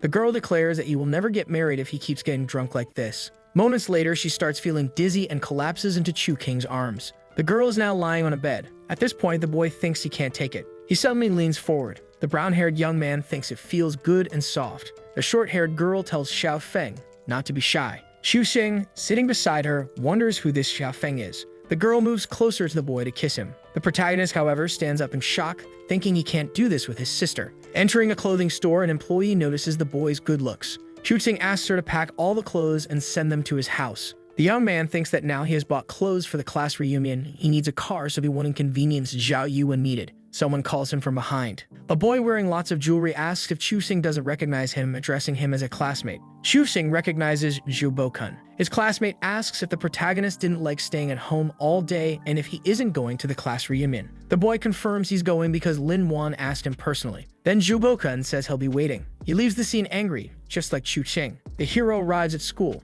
Some students call him disgusting. These are memories from his school days. Another girl mocks him, saying he looks like a virgin but is probably a pervert inside. After entering high school, Chuxing realized he was alone because of Zhao Bokun, who spread lies about him. He thinks that tonight will give Zhu a chance to bully him again. A salesperson calls the brown-haired young man to check out the discounted cars at the store. A woman shows him a car. The boy doesn't seem to like the small red sports model. He asks if there isn't a more masculine model he can buy. Finally, Chuxing chooses a car and the salesperson brings the invoice. The store employees comment that the boy buying the car is handsome and must have a rich benefactor since he's underage. Chuxing thinks it's unfair they assume he couldn't have earned the money himself. On the night of the party, he arrives with his car and finds himself at the restaurant where he once ate with Xiao Yu. The boy enters and notices the chaos. He takes a deep breath and tries to get used to it. The purple-haired girl is there. The brown-haired young man wonders where Lin Wan is. The girl says she doesn't know, but Zhu Bokun's bet that Chuxing would come in uniform will be lost, and he'll have to treat everyone to a week of meals at a restaurant. The protagonist thinks Zhao must not be thinking straight since he saw him buying clothes and still made the bet.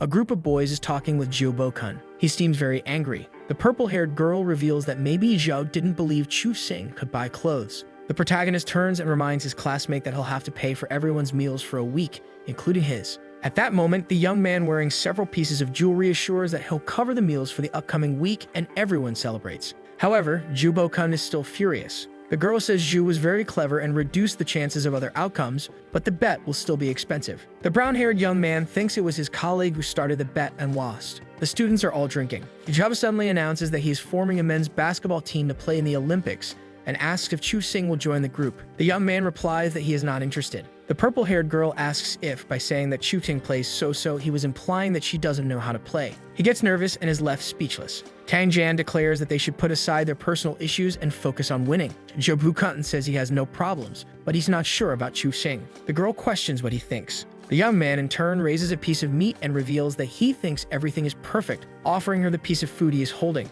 Tang is surprised and smiles. She leans forward to eat. The boy with chains shows an irritated expression. Tang wants to know if her colleague will join the basketball team. The protagonist agrees to participate on one condition, that the girl gives him a kiss. She offers a French kiss. The boy asks her to close her eyes. Then he kisses her. The purple-haired girl offers a special reward if he wins the competition. Their classmates declare that if Tang Jian doesn't invite them, they won't accept her new boyfriend. The girl says it's not a problem, and Chu Qing says he was the one who was going to win over Tang Jian. Then he invites everyone to have dessert at a great restaurant nearby. Everyone celebrates the invitation. The purple-haired girl asks if the protagonist is sure he can invite everyone. He asks if she thinks he can't pay. The protagonist strokes her head and says he cannot disappoint her. Tang Jian comments that he is a man and might seek more fame than a girl. Zhou Bukan thinks he should be the protagonist of the gathering. All the students head to the restaurant to eat dessert. Tang Jian comments that the food is delicious. Zhou Bukan notices Liu arriving and asks if she has finished her work. The girl says she had something very important to do and couldn't come earlier. Without paying much attention to him, she approaches Chu Xing. The protagonist says it's rude of her to keep him waiting. Liu explains that the company wanted her to record a video, and she had no choice. The young man asks if she's ready for a debut. One of the students mentions that the pianist isn't there today, so Zhu Bukan could play for them. The boy reveals that he passed level 6 in piano and says it would be more fun if Liu could show some of her dancing as well. The girl says she doesn't mind.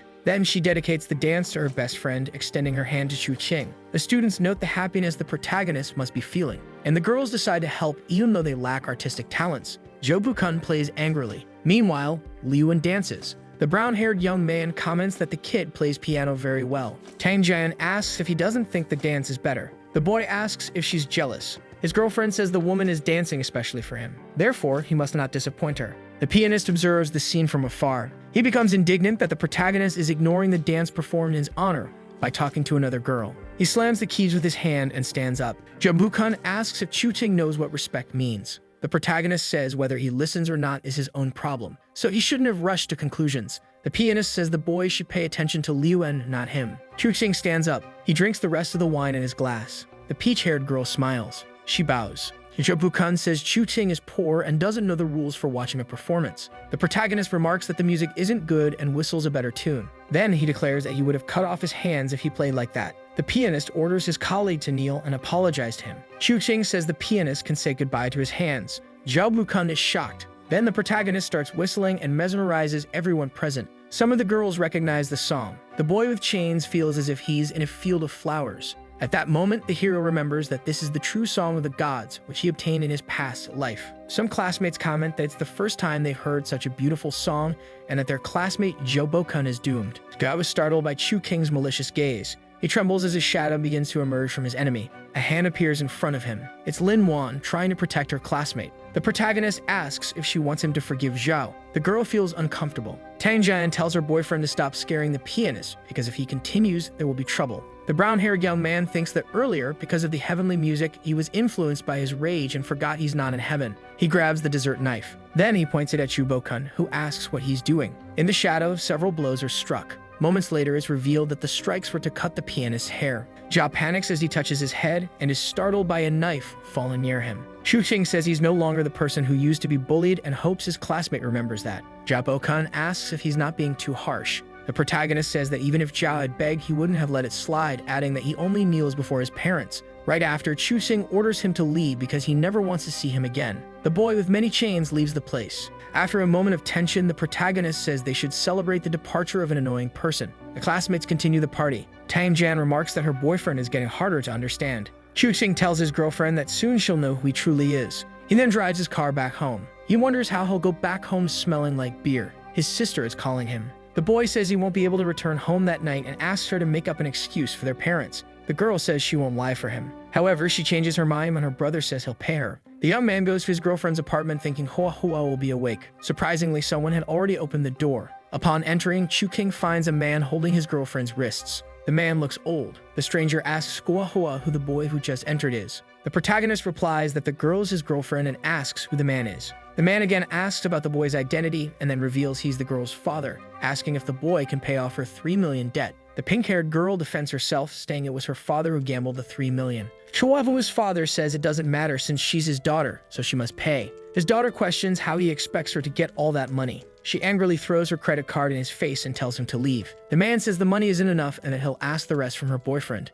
Yahello says he doesn't have money because he's just a student. The man thinks his daughter is dating the student to get his money. She argues that the boy wouldn't even notice her if he were rich. The girl's father grabs her arm, saying he'll find her a man with plenty of money, and as long as he's of age, the rest doesn't matter. The man adds that his daughter can sell her body as all she needs is to spend one night with rich people without marrying them. Yahello begins to cry. She runs into her boyfriend's arms. Shu-sing says he can pay the debt as long as the man never speaks to his daughter again. Curious, the man asks if he's serious. The protagonist asks Yahello to leave the situation to him. The girl's father says 3 million isn't enough. He needs 5 million. The girl curses her father. The brown-haired boy says he'll hand over the money as soon as the man signs a document agreeing never to speak to her again. However, the debtor refuses but promises not to contact her. Shu-sing says whatever he writes will be his problem, but when the night is over and he can no longer sell his daughter, the protagonist won't hand over the money. The man becomes worried and asks where the papers are. Finally, he hands over the contract. Afterward, the girl's father asks where the money is. The protagonist says there's no need to rush and that he'll show him something. He holds a mug in his hand and, using his magic, transforms it into a weapon. The man is astonished when he realizes that the boy knows how to use magic. At that moment, the object is launched from Chu King's hands and ends up hitting Yahello's father's face. The brown-haired young man threatens that if he finds out the man bothers Yahello again, he will use his torture techniques to kill someone without her noticing. The man, now injured, leaves. The pink-haired girl hugs her boyfriend. She cries and declares that she will pay the 5 million. However, her beloved says that's nothing more than pocket change to him. The girl smiles and finally the two kiss. The day begins and the two wake up together. Yahello wakes the protagonist. He notices the scorching sun and asks how she managed to wake up so early. The girl says he should get up quickly because she wants to teach him something. Yahello and Shu-sing are having breakfast at the table. The house looks spotless. The boy asks why she is being so affectionate with him. The girl replies that it's because she doesn't want to lose him. The young man says she doesn't need to do that. She just needs to be herself. Yahello is washing the dishes. Shu-sing notices his back is very sore. Suddenly, his phone vibrates. He receives a message from Zai-Hu saying that the problem is resolved. The brown-haired young man thanks his friend for lending him the 5 million. Then he is surprised by another message. It's from Tang Xian asking him to come to the basketball club after class. Shu-sing arrives at school. On the court, several people are playing dodgeball. Some kids are getting hit. The purple-haired girl waits in the stands. The protagonist approaches her and asks if they are playing basketball or getting hit by the ball, wondering how they will manage to play that way. His girlfriend responds that they can't expect to be at a girl's level. She then reminds him that he had mentioned a new medicinal formula to her. Shu-sing, in turn, raises a piece of paper, showing her the formula that helps mages enhance their magic. Tang Xian takes the paper and asks if he trusts her and isn't afraid she might cheat him. The young man asks if she would believe him if he said money doesn't matter to him. He just wants to help. His friend trusts him. The purple-haired girl confesses that now she is truly in love with him. However, the protagonist asks if she didn't like him before. She replies that before, she was just interested. And before finishing her sentence, she pulls Shu-sing close to kiss him. The protagonist notices a basketball heading toward them. Using his reflexes, he raises his hand. Jae-bu-kun doesn't like the scene he's seeing. The brown-haired young man spins the basketball on his finger and says that because of her, she has a fan club that won't stand to see the two of them together. Tang Xian gets furious at the players and orders them to run 50 laps around the court. It's nighttime, and the hero is at home when his mother enters his room. The boy asks why his mother came in. The woman sits on his bed and asks her son to answer honestly if he likes any girl. King says he does, but asks why his mother is asking that so suddenly. She thinks it must be some girl from a family and reveals she doesn't mind him growing up with someone he loves. He himself met his second aunt a few days ago. He also knows there are 7 or 8 family members, and his grandmother married 5 men and had many children. Their family is large and has many strict rules. His mother also says that Shu King's second aunt had an accident, which is delaying the plans. The young man asks if that really happened. The woman also says that she feels helpless at the moment and can't protect her son. The boy questions whether they can't just be friendly. The woman says that if his idea is to marry Ye Kangxi, it won't work because her family isn't that big, and it seems they recently offended someone. Finally, she asks if Chu-ting knows about the National University. The boy reveals that he does, as it's the #1 university in the country, and also one of the most powerful forces. The protagonist's mother says that if he wants to avoid the marriage, he should enter the National University. That way, the Chu family wouldn't dare oppose the university's opportunities. Later, the protagonist is meditating. He knows that the National University holds a very special presence in this world, having provided countless resources to the Empire. Certainly, there's a lot of information and he wants to uncover the secrets of this world. Additionally, the cultivation level of this world is equal to that of the fairy world. Using his magic, the boy manages to create another amulet shaped like a small sword. There are 5 eternal cultivation domains: Building Foundation, Danjing, Yanyang, Infant Transformation, and Mahayana, a highest level. The boy had been cultivating for 300 years. After reaching Mahayana and ascending, he thought he would enter the realm of eternity, but instead, he ended up in this strange world. Using his power, Chu-Ching is transforming the small sword amulet into a large golden sword. He feels that the weapon is changing even though it cannot be seen with the naked eye. It seems that he has entered the path of Yuhan Doyan. If the rust doesn't disappear, the consequences will be unimaginable. Why must the boy take this path knowing that if the foundation of the road collapses, he will die? The protagonist must find the pot as quickly as possible and hide it before anyone else discovers it. Suddenly, he was calling and the boy answers. In this case, the man is angry because the auction is about to start and his friend isn't there with him. The brown-haired boy wonders how this could have happened. He remembers receiving messages from his friend at school. However, he read them while sleepy and turned off his phone to take a nap. Apparently, he forgot and dozed off. Chu-Ching arrives at the auction. He looks for a spiritual material suitable for making his sword's sheath. They enter the Exen auction house. Meanwhile, Yu is chatting with a woman in a red dress. As soon as she leaves, the man appears flustered.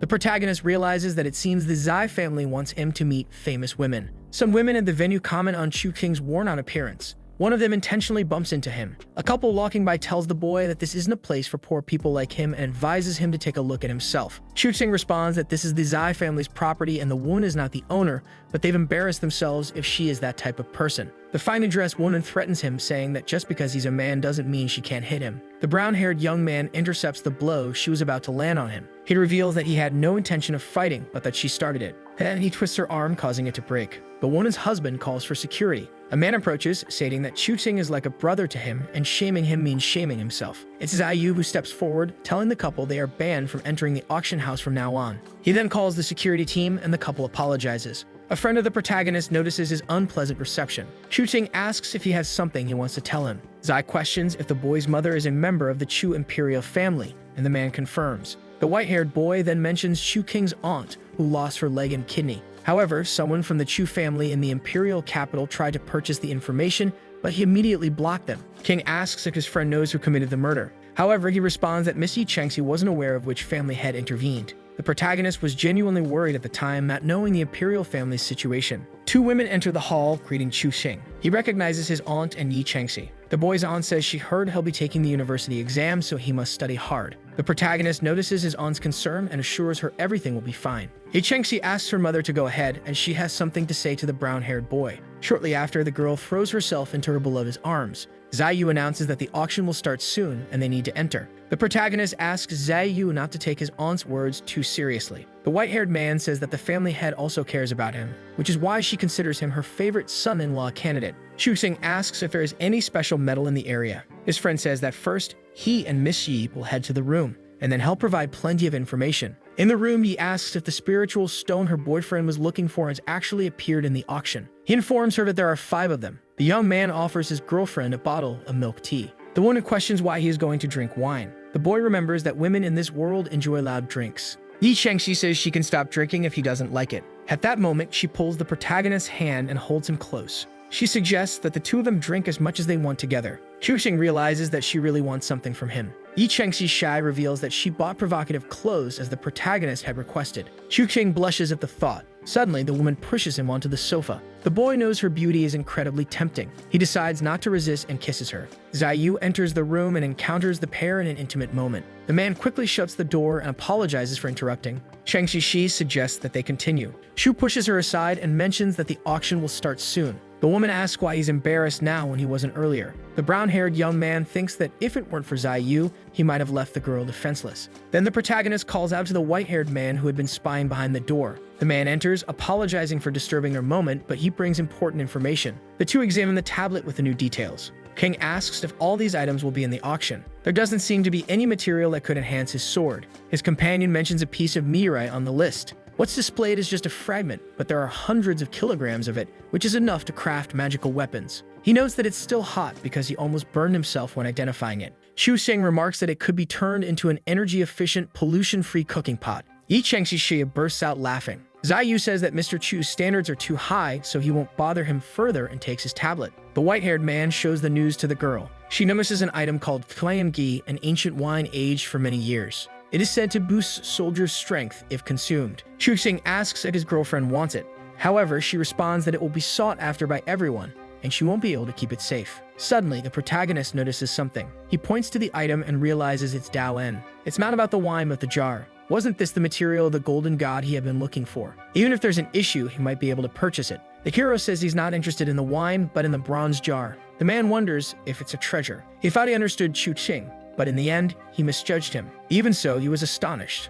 Then the hero reveals that his friend has basic observation skills, but the bronze jar is the most valuable treasure, even if he couldn't identify it. The man realizes his technique doesn't compare to Mr. Chu's. However, the boy says he will head home. His companion offers to take him somewhere fun, but the protagonist replies that if he goes out tonight, he'll have to wake up early to do his homework the next day. Yu says he forgot that Chuxing is still a student and tells him to go home and be a good boy. Chuxing, in turn, shows him an offensive gesture. Later that night, Chuxing is driving home in his car. It's late and the boy hopes his parents won't find out. His goal of attending the auction has been achieved. If he can acquire the bronze piece, his power problem will be resolved. It's time for him to form a group or alliance with the Shaishen auction house. After all, in this life, Chuxing is not a lone swordsman disconnected from others. He belongs to a family. He has friends and people he loves. For all of this, the boy will fight with his life. The young man continues driving and doesn't notice the construction sign ahead. He stops and wonders why there are no other cars around. There wasn't any construction when he arrived at the auction. Suddenly, Chuxing is taken by surprise. From the sky descends a powerful killing aura.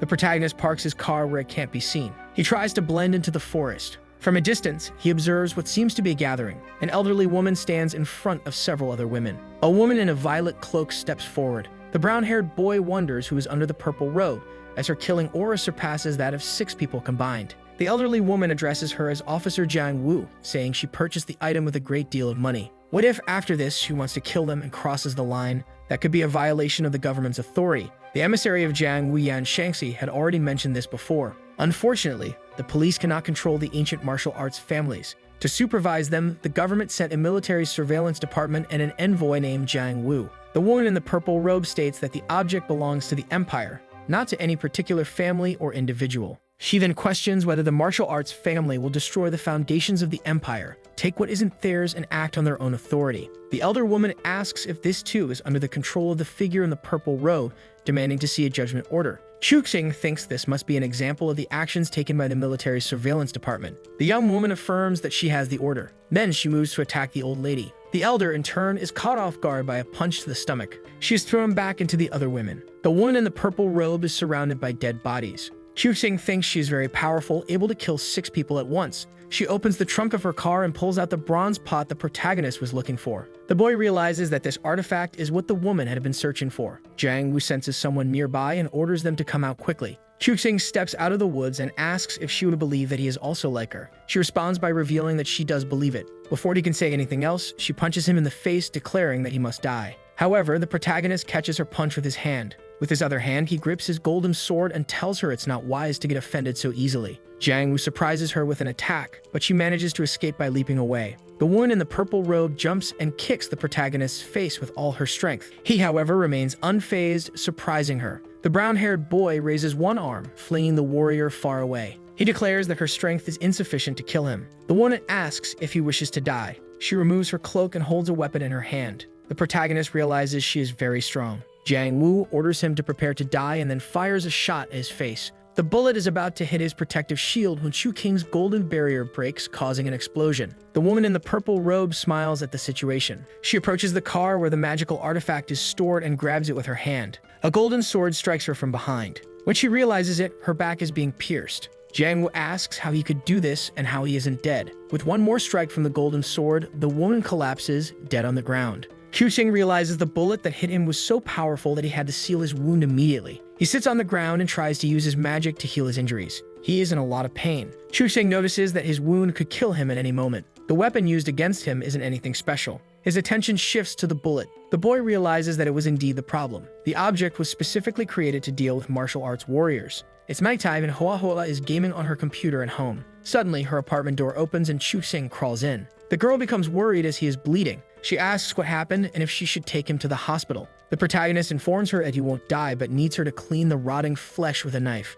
Yahello tends to her boyfriend and asks why he is so injured. Holding the knife, the pink-haired girl hesitates, unsure of what to do. She then remembers she can call Sister Yi. Now the two women observe the boy. Yi Changxi has an angry expression. She extends her hand and asks for the knife. Then, she plunges the blade deep into her boyfriend's neck. He screams in pain, and Yahello watches the scene from a distance. Many tools are bloody beside him. Chuxing has his neck bandaged. The pink-haired girl asks if he's okay, and Yi Changxi declares that he won't die. The brown-haired young man thinks that the situation is now going to be a problem for him. The dark-haired girl asks her companion to pour a glass of water for Chuxing. Now the two of them are alone. Yi Changxi asks with a frightening look if something happened between her boyfriend and Yahello. He asks what's wrong with him spending time with other women. The girl asks if he wouldn't mind if she went out with another man now. He replies that she's free to find another man. Yi Changxi becomes furious with this kind of thinking. The brown-haired young man says that if she can't accept his mindset, they can break up now. The woman looks at him with an irritated expression. Then Shu King's girlfriend grabs his ear and says that he should have looked for her instead of running to Yahello.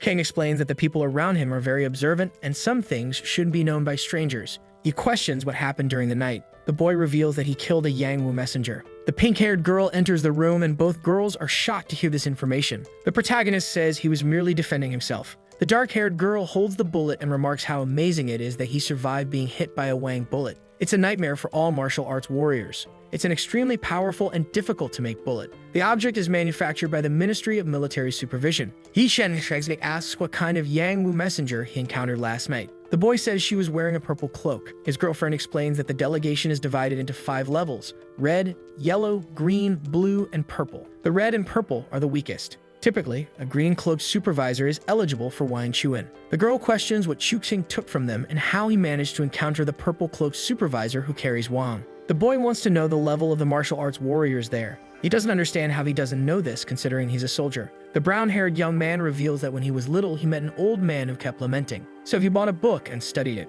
Changxi asks him to stop with these random origin stories. She informs him that martial arts are divided into 5 domains, from the smallest to the greatest: Hujing, Wujing, nature, transformation, and sacred realm barrage. Each domain is divided into up to 9 levels. The girl reveals that she's in the 9th layer of Hujing, assuming she will break through it, but for now she's fine. At that moment, Chu King's alarm clock rings. He gets up in a hurry and says he needs to go to school or he'll be late. The dark-haired girl's hand stops him. She tells him not to push himself since he has a serious injury and needs to rest for a few days. The protagonist begins removing the bandages and wraps from his wounds. He shows how much better he already is. The young woman questions if he's even human given his incredibly strong and rapid recovery ability. She also wants to know how he prevents the evil Wang Chuan aura from spreading through his wound. The boy offers to teach her. His girlfriend can hardly believe she's about to learn a technique that every soldier would want. The brown-haired young man says he'll teach her another day but needs to go to school now. Yi Changxi asks him to wait. She ends up scaring Yahello. The pink-haired girl calls out to Sister Yi, who barely looks back and slams the door shut.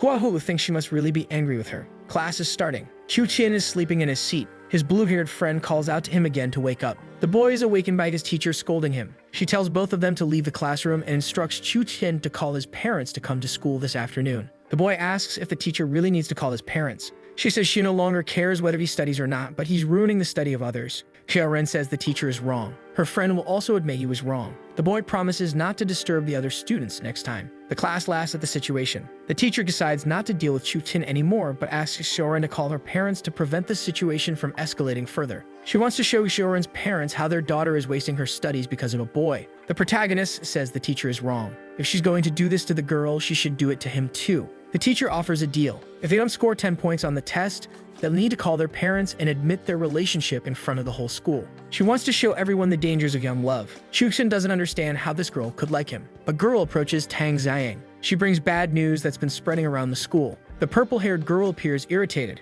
In the school hallway, several girls confront Xiaoren, who asks what they want. The girls demand to know her identity. Tang Xiang's friend asks if Xiaoren really intends to steal the president's man. Xiaoren blushes and doesn't know how to respond. The purple-haired girl asks where Chu Qin is. She finds him sleeping in the classroom. She then worries that he might be crying. Tang Xiang touches her friend's shoulder and asks if he's okay. Chu Qin wakes up and asks if there's a problem. The girl thought he was crying and wants to have lunch with him to talk about some rumors that have been going around. Xiaoren shows up, apologizing and saying it's all her fault. The protagonist knows his napping during class can be disruptive, but asks if the girl really likes him. Judging by her flustered reaction, the boy thinks he was right. He hugs the blue-haired girl and says they can always be good friends. Chu Qin thinks that in his third life, he should do something worthwhile. Tang Xiang looks irritated at the situation. The couple is having lunch with Tao Yuniao. She orders Chu Xin to apologize to Xiang for daring to hug another woman in front of her. The brown-haired boy says that Tang Xiang's fans should apologize first. He then asks if she didn't understand what he said to Xiaoran.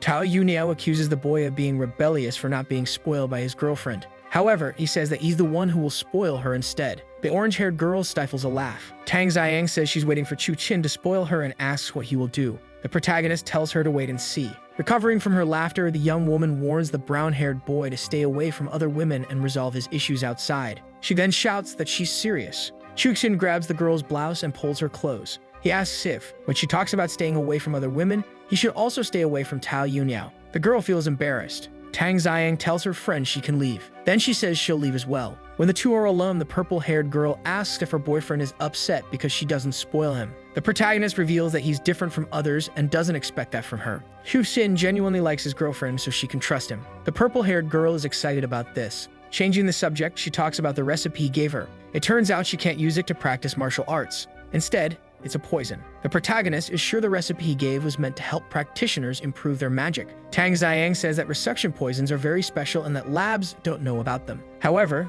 the recipe is very important and highly valuable, so they will take it for whatever price Chu Qin sets. The boy thinks that a recipe meant to improve cultivation becomes poison for the practitioner. He needs to study this carefully. The purple-haired girl reveals that this is very special for the Tang family. If he sets a low price, it will be an insult and a waste of time. The boy asks how much she thinks it's worth. The girl estimates the price at 200 million. Chu Qin thinks that if he sells all his recipes, he could become rich. He closes the deal. He thinks he needs to buy some medicinal ingredients that can only be obtained from the Tang family. Tang Xiang asks if he doesn't want to cultivate and make medicines. Her boyfriend asks if he can't do it. The girl reveals it doesn't matter because in the entire empire, no men make medicines. Maybe he can. The protagonist thinks the world is filled with hatred toward men. Tang Xiang wipes some dirt from her boyfriend's cheek. She then licks her finger. Chu Xin asks what she's doing. The girl wants to know if he's embarrassed now. She suggests he doesn't practice ancient martial arts. If he wants to defend himself, she can protect him. The young brown-haired man notices that he doesn't seem well. This could be due to his treatment.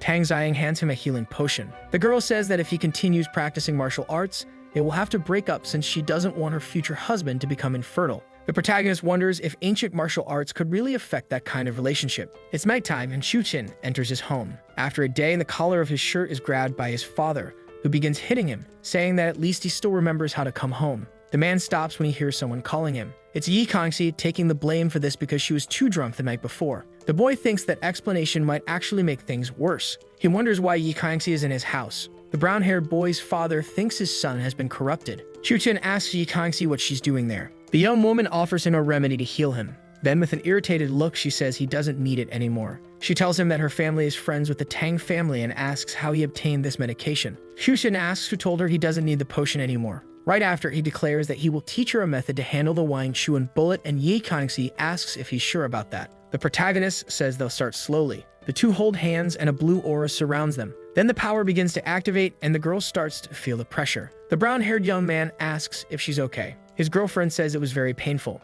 Chu Qin offers her the potion to drink quickly. He questions himself about what really happened. The meridian usually breaks when he places the aura. Unfortunately, there's a cure for this. The last time he healed Aunt Yi, the aura also entered her body. However, she didn't experience this situation. Now he'll need to include the aura into her body. Chu Qin uses his magic to try to produce a healing effect. When he asks his girlfriend if it still hurts, she responds that it feels comfortable now. Perhaps that's why Tang Xiang said the formula was poisonous. The protagonist thinks he needs to investigate more martial arts methods to understand the differences between men and women in this world. He asks him to do it again. The boy asks her to put her clothes on. At that moment, his father enters the room and asks if they're studying in bed. Chu Qin tries to explain and the girl says she was lying down because she was tired. Then she declares that she's going home. The brown-haired young man says he didn't do anything like Yi Kangxi and now he's going to sleep. He knows these abnormalities need to be studied in depth, but for now, the most important thing is the scabbard for his sword. At the scene of the previous day's battle, a woman in a green cloak observes that only a small amount of blood remains.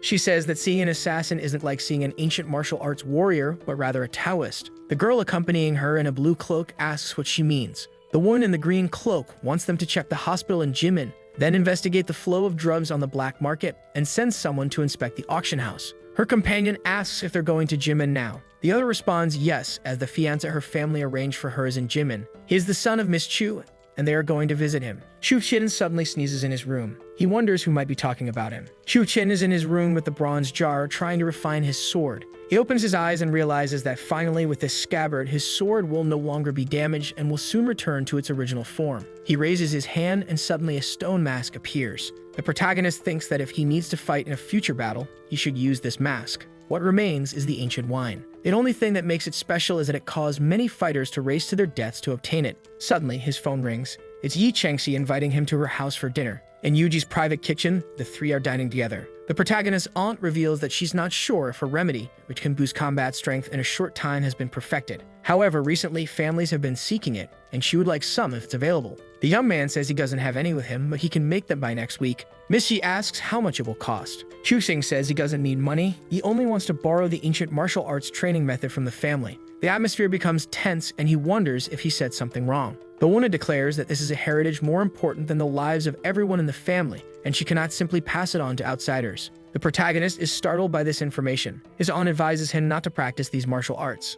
She wants him to stop being a warrior, as it's pointless. The young man tries to think of how to explain why men have trouble practicing these martial arts. Yi Shenxi asks if the technique could be taught if Chu Xing were a family member. His mother responds that it would only be possible after marriage. The protagonist reveals that he cannot marry. However, Mrs. Yi says that if he doesn't want to ruin everything, he should stop talking about it. Her daughter looks sad. The boy knows he needs to investigate this further. He thinks of asking Jiayu and also paying off the 2 million debt. His white-haired friend asks since when he has so much money and if he's secretly dealing in spiritual stones. The boy doesn't disclose where his money comes from but says he needs a training method. Jiayu asks if he seriously thinks an ancient martial arts method can be obtained so easily and if he has ever practiced it. Chu Qing wants to change his training, but something is wrong with him. Jiayu laughs and his friends comment. The brown-haired boy asks what's wrong with a man practicing martial arts. His white-haired companion says that men can't do that. But Chu Qing doesn't seem to heed his words. He wonders if martial arts are genuinely dangerous for all men.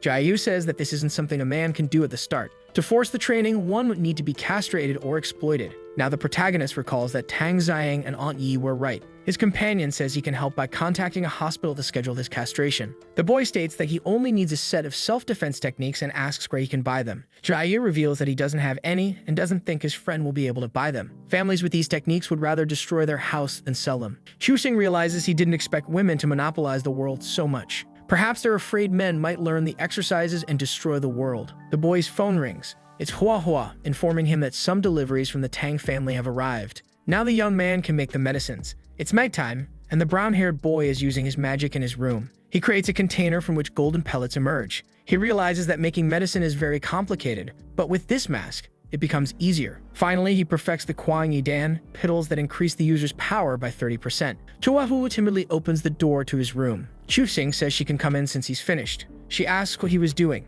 The protagonist replies that he was making medicine. The pink-haired girl wonders if that isn't something only the Tang family can do. Chu Xing asks if she thinks he's lying. Hua Hu wants to know if he'll go home now that he's finished his work. Her boyfriend hugs her in response, and then he kisses her. The boy asks if she wants him to go home or stay. His girlfriend wishes for him to stay by her side. Hua Hua is the girl who most resembles a normal woman in Chu King's world. However, her reaction wasn't shy when she spoke. The boy picks her up and lays her on the bed. The girl informs him that they can't do this because she's in a risky period and doesn't want to get pregnant. It would be bad for the brown-haired boy if she got pregnant and rumors might spread. The protagonist asks if she's saying he isn't responsible enough. King realizes he didn't sleep well that night. A boy calls him, saying his sister asked him to come to her. The brown-haired boy asks what she wants with him. Yimao says he doesn't know but questions if he's going to become his brother-in-law. And what about Tang Xiang in this situation? The brown-haired boy asks if that's what bothers his sister or if Yimao likes Tang Xiang. His friend reveals that the only girl he likes is Tao Yuniao and asks him not to tell anyone. The protagonist thinks his friend likes brainless women. He offers to help his friend win over Tao Yuniao,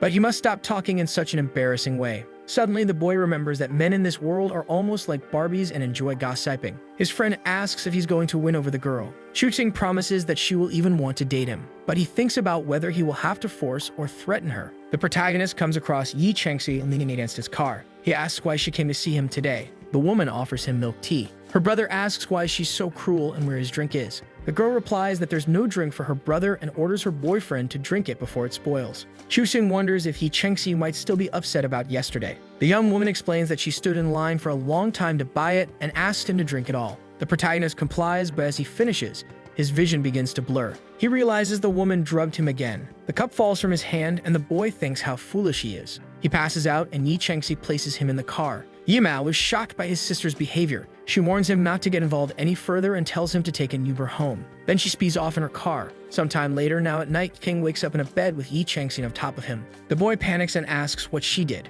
The young woman tells him not to move too much. Then she leans in and kisses him. The boy falls into despair. Chu-Sing asks his girlfriend if she's never had any experience with all her connections. At that, the girl stands up. She reveals that she only controls them and nothing more. Besides, boyfriends aren't just for that. Finally, she hands him a book. The book is the Yi family's inscription diary. The woman says he needs to be her for the book to be revealed to him. The protagonist assures her that he already considers her his wife and is willing to do anything for her. Yi Shangxi says he doesn't need to do anything for her, but she's willing to do anything for her future husband. Then she pulls him close. Their kiss seems to carry a kind of magic. The dark-haired young woman asks what her boyfriend put in her mouth. Xuxing says it's something good, and she'll find out soon enough. Yi Chengxi begins to exude a blue aura. Her companion is amazed by the ancient martial arts created by women. In this world, women are born with changes in their meridians. And once they absorb a lot of spiritual power, they prepare to use ancient martial arts to transform spiritual power into internal strength. Men, on the other hand, don't have proper methods to absorb the power. If they practice martial arts, they'll explode and die. The emergence of this power allowed women to dominate the world. However, the hero hopes to change the method so that men can practice too.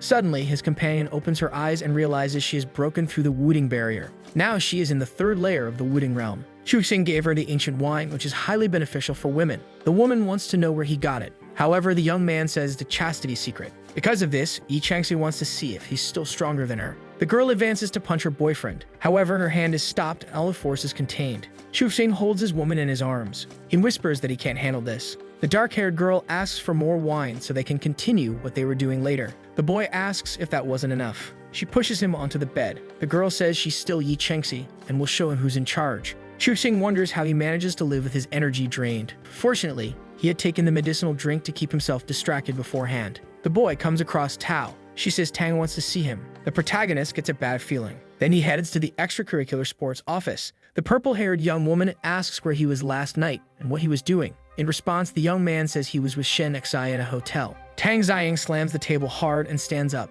The girl accuses him of being shameless for admitting that so easily to her. The protagonist asks if he would be her only partner if they were together. The girl realizes her family wouldn't allow that. Xuxing says everyone should have equal rights. His girlfriend asks how men and women can have equal rights. The boy reveals that he will show the world what the word human truly means. Tang Ziyang says he needs to study hard to achieve that. The protagonist suggests that if she doesn't understand him, they can go their separate ways. The girl asks if he's going to leave without saying anything to her. Then she questions if all men are like that. Xuxing tells her to say what she wants to say. She admits she likes him and that in the future, he must be her husband. However, what happened has made her furious, and she wishes she could kill Yi Shengxi. The young man says he won't allow that to happen. Tang Ziyang reveals that's why she gave him a second chance. She suggests an arm wrestling competition. If he loses, Yi Shengxi will lose her hands. Xuxing asks if that's all. The purple-haired girl doesn't believe he can prove he's better than her. The protagonist orders them to begin. Tang Ziyang declares she will never surrender to him. Xuxing says there's no need. A golden aura surrounds them both. Tang Ziyang is using all her power. Her boyfriend notices that she's stronger than Yi Shengxi.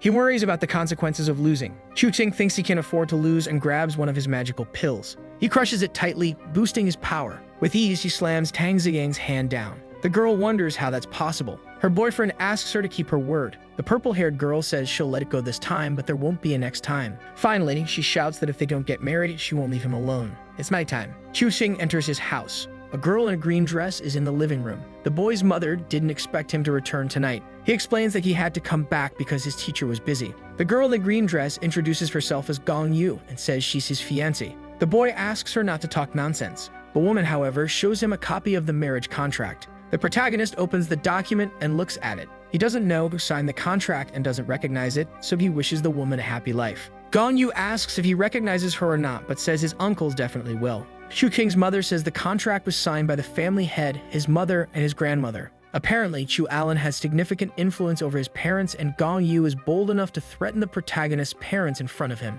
King tears the contract in half. The girl says he was very brave to do that, but Grandma Chu's emotions won't be so pleasant, although she promises not to tell her. At that moment, the brown-haired boy thinks this woman needs to get herself together. He declares he's going out to dinner tonight. His fiancée will accompany him so they can develop feelings for each other. The girl says Chu Qing seems to have little reason to want to help his parents, and she'd rate him a 2 out of 10. The protagonist reveals that regardless of her score, he's been wanting to hit her for a long time. However, the girl jumps away. Gong asks him to compliment her since they just met, and he can't want to hit her so soon. The brown-haired boy says her logic is flawed, and that he'll start when he knows where to find her. Gong says she's a lady of the Chu family, and that Qing should be grateful she wants to marry him. The boy thanks her and then says he doesn't care, aiming a kick at her. He's surprised when the girl counters with her leg, aiming a kick at him as well. After being pushed back, Chu Qing realizes this woman is even stronger than Tang Xiang. The girl in the green dress says he's too handsome to get so angry. The protagonist thinks that if the fight continues like this, he will definitely lose. He uses his power with one hand and summons his great golden sword. The girl is surprised and then reaches inside her dress.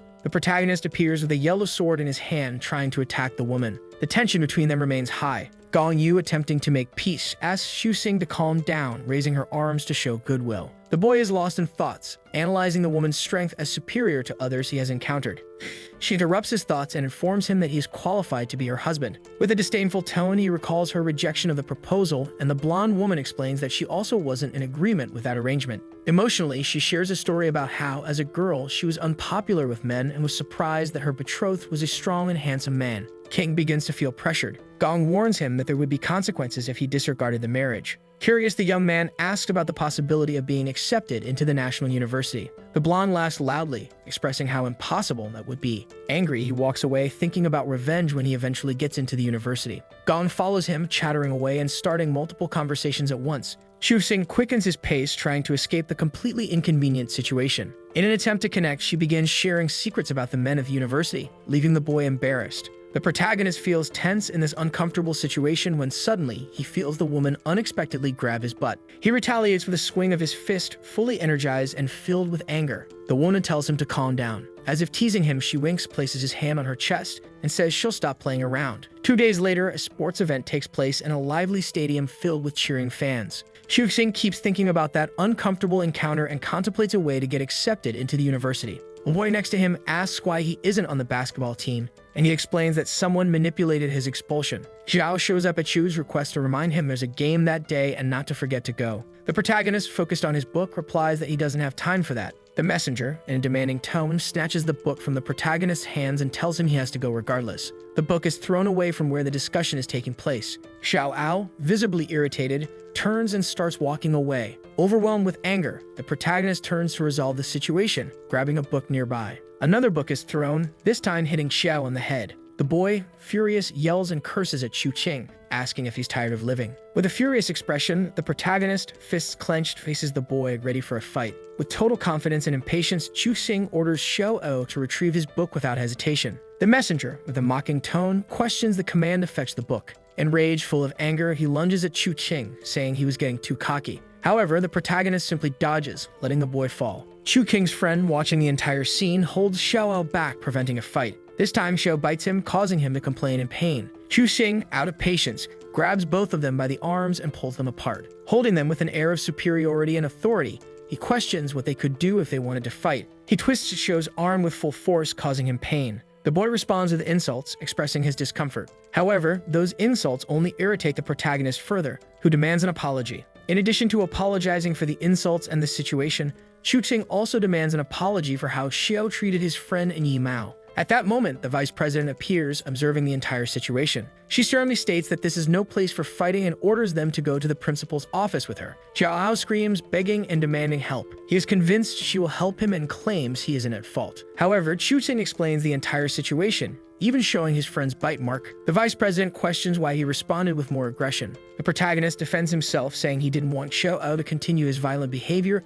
and suggests recognition from the student council. The woman proposes hearing the other side of the story and questions Xiao Ao, who is crying. Completely overcome with emotion, he begins to vomit. There's so much vomit that the vice president steps back and everyone panics. Realizing everyone is watching, his only reaction is to run away, crying and embarrassed. Meanwhile, Chu Qing suggests to his friend that they go to the infirmary, expressing concern for Tang Xiang. The protagonist can't understand why Yi Mao seems so frightened, and Yi Mao simply states that he prefers not to get involved in trouble. At that moment, the boy realizes that his friend is actually quite brave despite the situation. The vice president runs to the student council to report the incident. She was telling Tang Xiang what her boyfriend Chu Qing had just done. She began trying to change Tang's opinion about the protagonist, and Tang responded, stating that he would not be deceived by Chu Qing. The vice president, in a somewhat intrusive tone, suggested that Tang should break up with her boyfriend, but she didn't react well to that type of interference, and with a completely serious and stern expression made it very clear. The colleague, apologizing with a few gestures,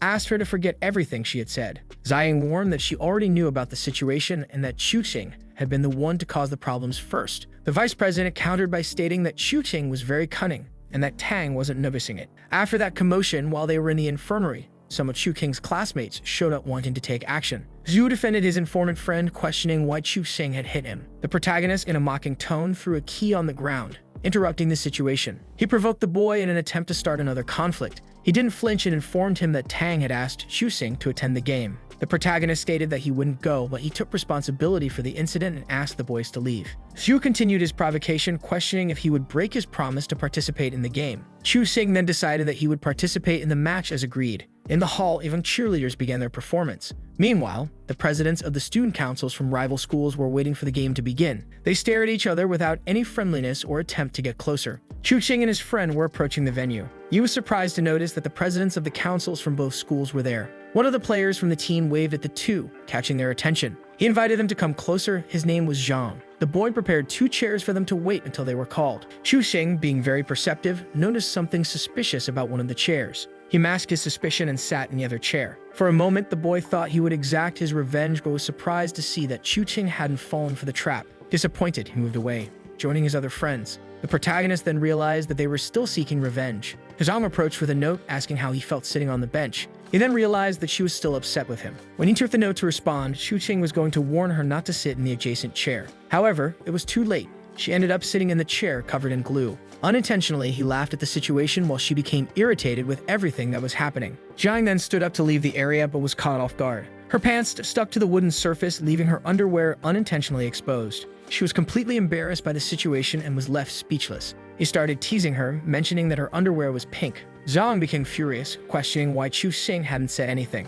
The protagonist replied that he had written it in the note, but that trap had been intended for him. Quickly, she took off her jacket and tied it around her waist to hide the tear. This time, she turned the tables, leaving him embarrassed. She teased him, asking what he intended now that she was only wearing a bra. Without hesitation, he used his own jacket to cover her. He said he didn't want other boys looking at her. In an attempt to gauge his feelings, she asked if he was jealous. Even so, she removed the jacket and handed it back to him, walking away and telling him to get used to it. Chu Qing became furious, and Zhang replied that the game was about to start. With the game underway, the teams were going all out. The match was far from over, and both teams were determined to win. The protagonist observed how well Zhang had trained the team, but he noticed that something odd might be happening with the other team. It seemed they were somewhat lost throughout the match. Meanwhile, at the president's table, Lai Huanji asked Zhang if the boy on the reserve bench was her boyfriend, and in an attempt to provoke her, she suggested borrowing Chu Qing if her team won. Zhang immediately declined, ending the conversation without hesitation. The rival doubted she would lose and thus declared that if she did, she would run naked. That conversation ended, and the rival team's president decided to give new orders to her players. They then started moving in a way entirely different from before. The home team felt lost. They hadn't anticipated this reaction. Then they began scoring points, leaving Zhang Ziying desperate. The president realized that the rival team was intentionally playing poorly and became completely enraged. Lai Huanji continued the provocation, reminding her that she would lend her boyfriend. Chu Qing kept observing how the game was unfolding. He knew that the players on the rival team were much better than what they were showing so far. It was then that Zhang Ziying announced it was his turn to enter the court. He questioned why he should play if he was only there to sit on the bench, and she asked him not to cause more trouble. They needed to win. Zhang commented on the agreement to lend the boyfriend for a month to the rival team's president. He decided to join the teasing and asked if it was the pretty girl sitting at the table with her. She was shocked by that comment, unable to believe what she had just heard. The protagonist joked, saying he wanted Kim as a cheerleader while he played. The president, not wanting to be outdone, decided to seduce and promise a reward if he won. He became ecstatic and excited, and as promised, she made him the cheerleader. Satisfied with everything that was happening,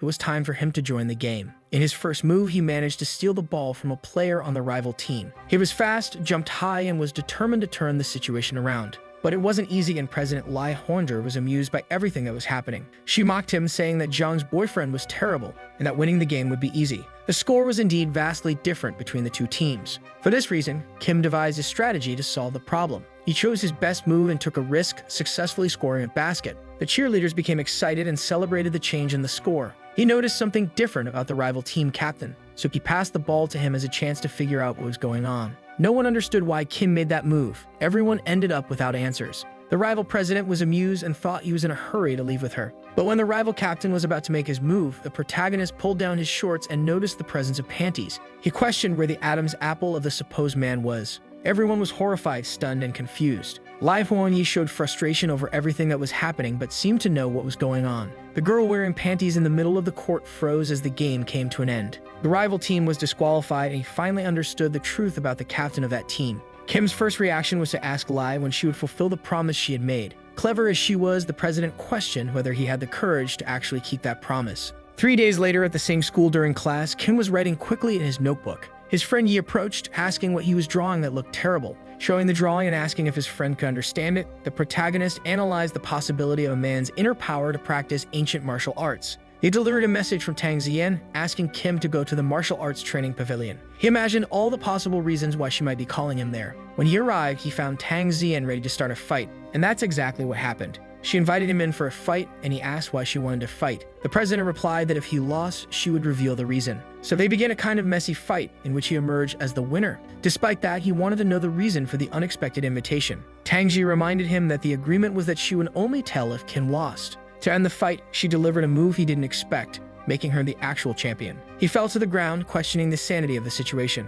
She was upset that he hadn't fulfilled the promise after the game, saying he was just a boy. Tang asked if he had stopped practicing ancient martial arts, and he told her to calm down, saying he wouldn't leave her a widow. They continued their clumsy conversation while playing the fighting and flirting. In a bold move, she kissed him, leaving him breathless and stunned. He interrupted the situation, saying they shouldn't be there, and she questioned if he might be embarrassed. Denying it, he stated that it was impossible to feel embarrassed in that situation. Someone appeared, making a deliberate coughing sound to announce their presence. The couple, who had been distracted, wondered who it could be. In the background, outside the arena, a group of 4 people could be seen. One of them appeared to be a very well-dressed woman with beautiful makeup and neatly styled hair. Without hesitation, Tang grabbed her boyfriend by the collar and presented him as if he were a defendant. She told her father that this was her boyfriend, Xu Qing. Then she introduced her father, King Yu, as the owner of the Central Martial Arts Pavilion. Xu Qing was confused, not fully understanding what was happening or how this could be true. The father modestly clarified, saying that it was an exaggeration and that everything actually belonged to the Tang family,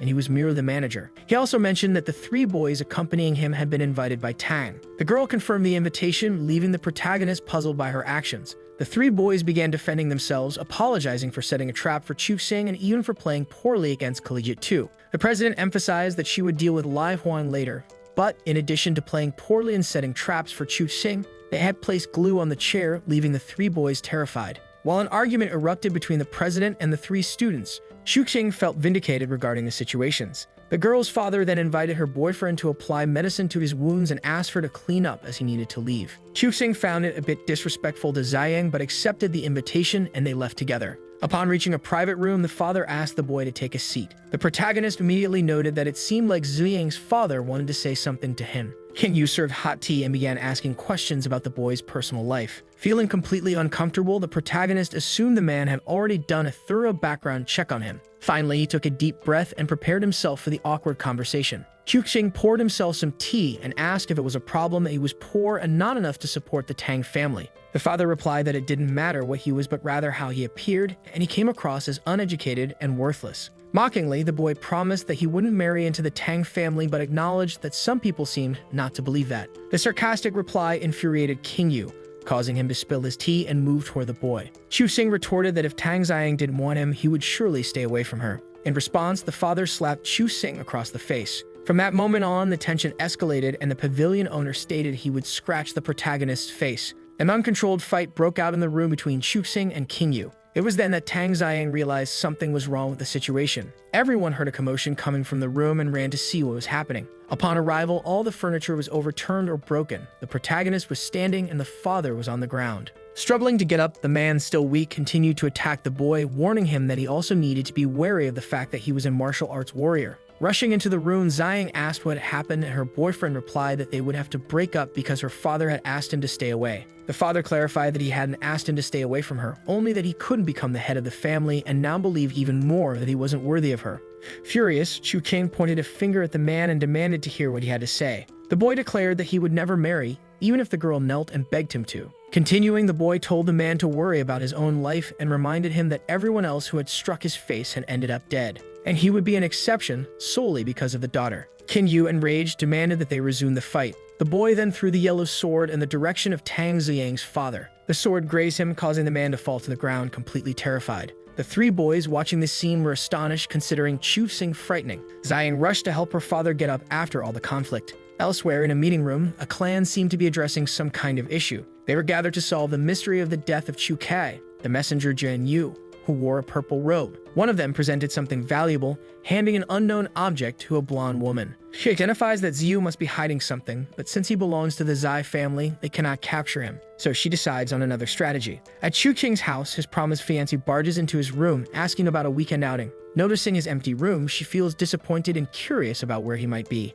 Meanwhile, as Chu Qing leaves the building he was in, he finds three boys outside and questions what they are still doing there. From that moment on, the three boys start calling Chu Xing brother, hoping he would protect them in difficult situations. While informing them he will get medicine for the injured boys, Ziyang suddenly appears without warning. The protagonist then asks if she has any medicine to lend. Abruptly, she throws the medicine at him. He hands the medicine to the boys, who are deeply grateful. The girl decides to walk alone, but Chu Xing accompanies her, asking if she's upset. He tells her that if she wants, he can apologize to her, but not for himself. Ziyang responds that it's unnecessary and that she knows her father doesn't have exemplary behavior. The boy acts as though he has been absolved by her remarks. Tang Ziyang admits that she knew he was strong, but didn't expect Chu Xing to be stronger than her. Defending himself, the protagonist explains that he simply knows how to scare people. Seeming to divert from the main topic, she asks if he has been practicing martial arts. In response, he is shocked that she isn't upset about what happened with her caretaker father. With a sad look, Tang Ziyang explains that she was rejected by her own boyfriend. She recalls the moment when he said that even if she knelt and begged, he wouldn't marry her. In an attempt to lighten the situation, he tells her that even if he doesn't marry her,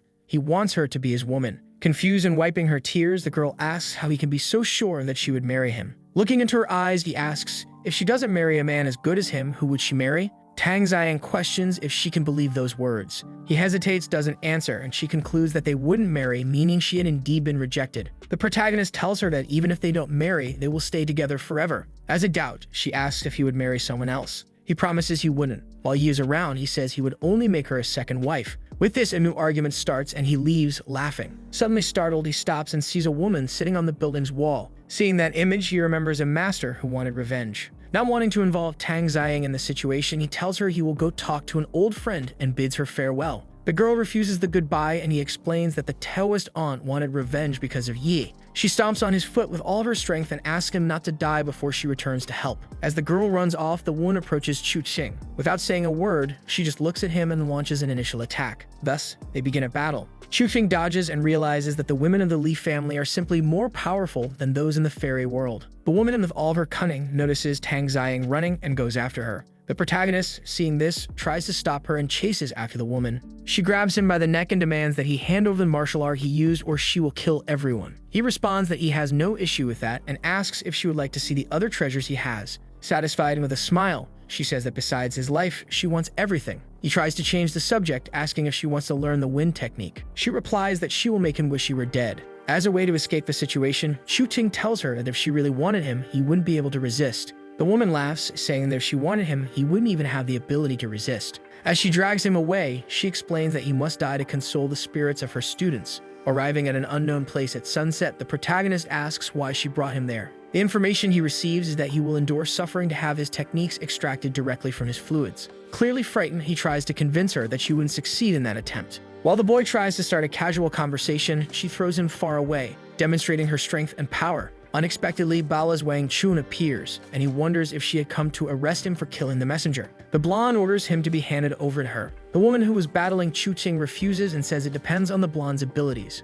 A fight begins. Chu Ting concludes that no matter who wins, he is going to be in trouble either way. Based on this belief, he attacks the first woman, throwing his sword into her back and piercing through her body. Chu Ting justifies his actions, explaining that she was certainly going to kill him, so he had no choice. Before she could defend herself, the woman fell dead. Balas observes the scene and cautiously waits for everything to calm down. While removing her robe, she comments that he was very cruel. That's when Chu Ting realizes it was his betrothed. She explains that she had only come to save him but ended up discovering something extraordinary and asks if he had killed the purple-robed emissary. The protagonist admits that he indeed killed a purple-robed supervisor and asks if she had come to investigate that situation. Surprised, she replies that yes, but she never imagined the killer was under her own roof. Pointing a weapon at Chu King's chest, she asks why he killed her. As cunning as ever, the boy offers two options: either admit he killed in self-defense or explain that the fiancé had ordered him to commit the murder. Surprised, she doesn't understand why, despite opposing the marriage, he was now saying such things. The boy explains that he simply didn't want to die.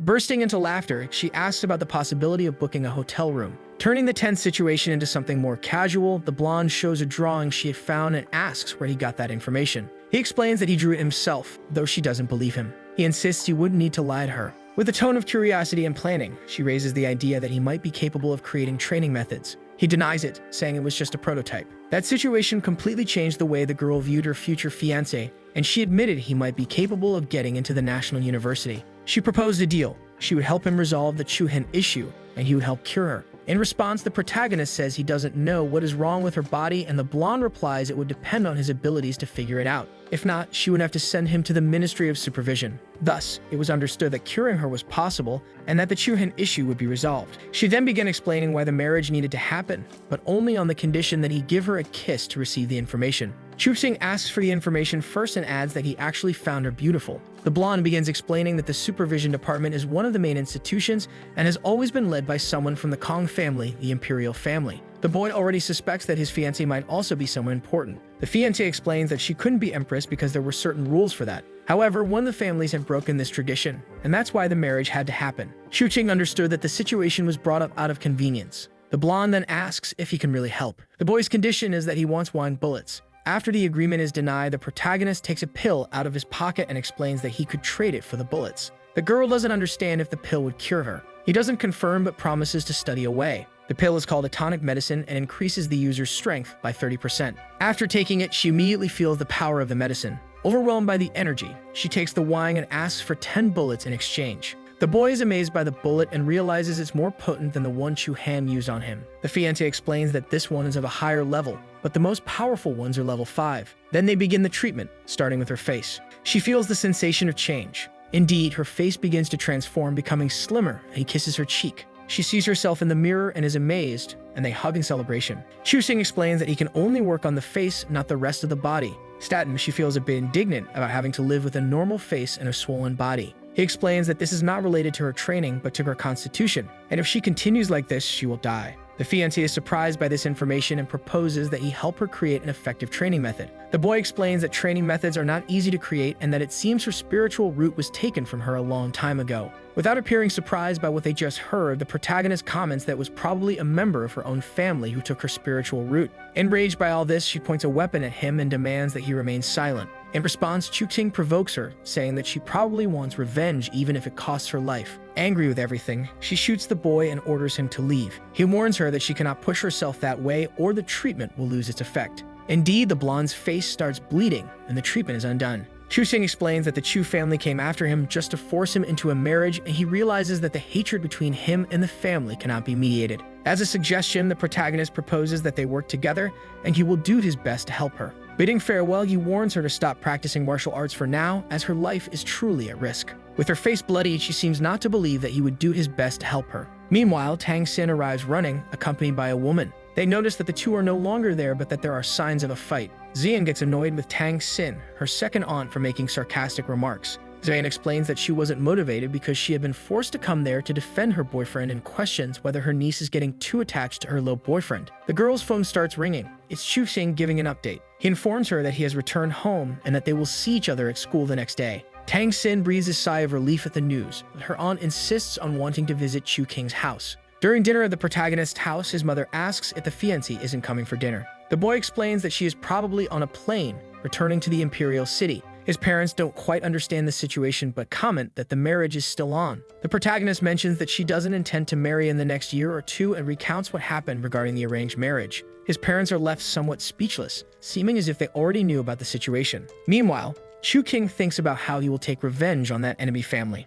On the plane returning to the imperial city, Gong Yu receives a list of people who had contact with Jue Yu. Upon examining the list, she realizes that the only close contact was Chuxing and reflects that their destinies are truly intertwined. At Chuxing's house, he decides to check on his sister's bed after Gong Yu had slept in her room. Upon opening the door, he notices a large hole and decides to call his sister to see her reaction. When the call starts, a man answers his sister's phone, leaving him confused about what is going on. While the sister is with another guy, the phone rings and she accidentally answers it. For fun, Chuxing acts as if he's another boyfriend of hers. Xingtao reacts completely disappointed. The sister, desperate, grabs the phone from her boyfriend and asks what her brother is doing. Bursting into laughter, he asks her to hand the phone back to him and explains that he is really her brother and was just joking. A sibling argument starts there, and she asks what important thing he had to say. As a way to appease his sister, the protagonist asks if she wants him to transfer her money. With a look of happiness, she says yes, that he's the best brother she has. Checking his balance, he notices he has 360,000 Rias and wonders if this was paid by Yi Chengxi. The sister, concerned, says she cannot let this continue. What would other people think of her brother who had taken so much money from Yi Chengxi? And the boyfriend responds that if she is bullying him, he will do something about it. The girl explains that Chengxi Shi is part of the Yi family. Meanwhile, at school, the three boys continue treating Chu Xing as their boss. The so-called boss wants the three to practice ancient martial arts. He explains that his training is different from regular training, and that he needs people training with him who are useful. They agree that Chu Xing would personally teach the three boys. Interrupting their conversation, a girl leaning against a fancy car asks if Chu Xing is bullying his classmates. With a welcoming expression, he says he's not that kind of person and asks what she's doing there. Offering some milk tea and stating it wasn't spiked, she says she came looking for him. The boy refuses the drink and comments that it's not to his liking. At that moment, the girl approaches, trying to kiss him. Another person interrupts, asking if he is Chu Qing. Answering yes, the blonde security woman says the family head wants to see him. They soon realize it's the Tang family, and he goes to meet them in the car. Upon arriving, he asks if his aunt was looking for him. Inside the car, there's an elegantly dressed woman and Tang Ziyang's father. Chu Xing starts the conversation with a provocative tone, asking if the nanny was also part of the discussion. Qin Yu counters, once again stating that he is not a good match for Tang Ziyang. In response, the woman says she is not his mother-in-law, and he realizes that this family truly looks down on him. Backing away, the protagonist asks what they wanted with him besides calling him arrogant, stubborn, and reckless. The supposed mother-in-law compares being smart and deserving her daughter to the fishing town of Yongyang. Countering that statement, the protagonist says the family must have a refined taste. Tensions rise between the two, and the conversation ends when Tang Ziyang shows up. The girl asks what her mother was doing there. She then asks why Chu Xing was also there. Without answering, he pulls her into a kiss, leaving both her mother and father speechless. Tang Ziyang pulls away and gets into the car, saying it's late and that she should head home. Dragged by Yi Kangxi, he is thrown into the girl's car, where she asks who made her angry. He says she'll handle the situation herself and that he should have thought about it before kissing Tang Ziyang in front of her. Satisfied, she imposes that he must not be around other women in her presence. As he gets out of the car, she mentally affirms that he belongs only to her and no one else. On his way home, he receives an unexpected call from his sister. She asks him to take care of their parents and apologize for her. He doesn't understand what's happening. A woman takes the phone and gives him 30 minutes to get to the Drunken Dream building. If he's a second late, he'll only find a dead body. The scene shifts to show his sister collapse on the floor. Chu Xing appears flying over the city while talking on the phone, asking if anyone knows the Drunken Dream building. The person replies that it's the most important gold trading warehouse, and that its boss is a legendary woman named Meng Zui. Known for her unimaginable strength, she states she can't help Chu Xing. He responds that he doesn't need help, but emphasizes he must save his sister at all costs. Arriving at the building, he finds a luxurious structure and is directed to the 67th floor. Reaching the 67th floor, he finds a closed white door at the end of the hallway. The protagonist heads to the location and upon arrival, finds his sister tied up and sitting on the floor. Seeing her brother, the girl pleads with him to flee, but she's interrupted by a kick from the woman accompanying her. Chu Xing retaliates, initiating a fight, but they are interrupted by a voice ordering them to stop. A woman with long hair and a veil over her face asks if he is Chu Xing. Stopping the fight, the boy replies that he is. His sister, desperate, begs him to stop talking and leave. With his hands, the protagonist casts a spell to put his sister to sleep, promising he will soon take her home.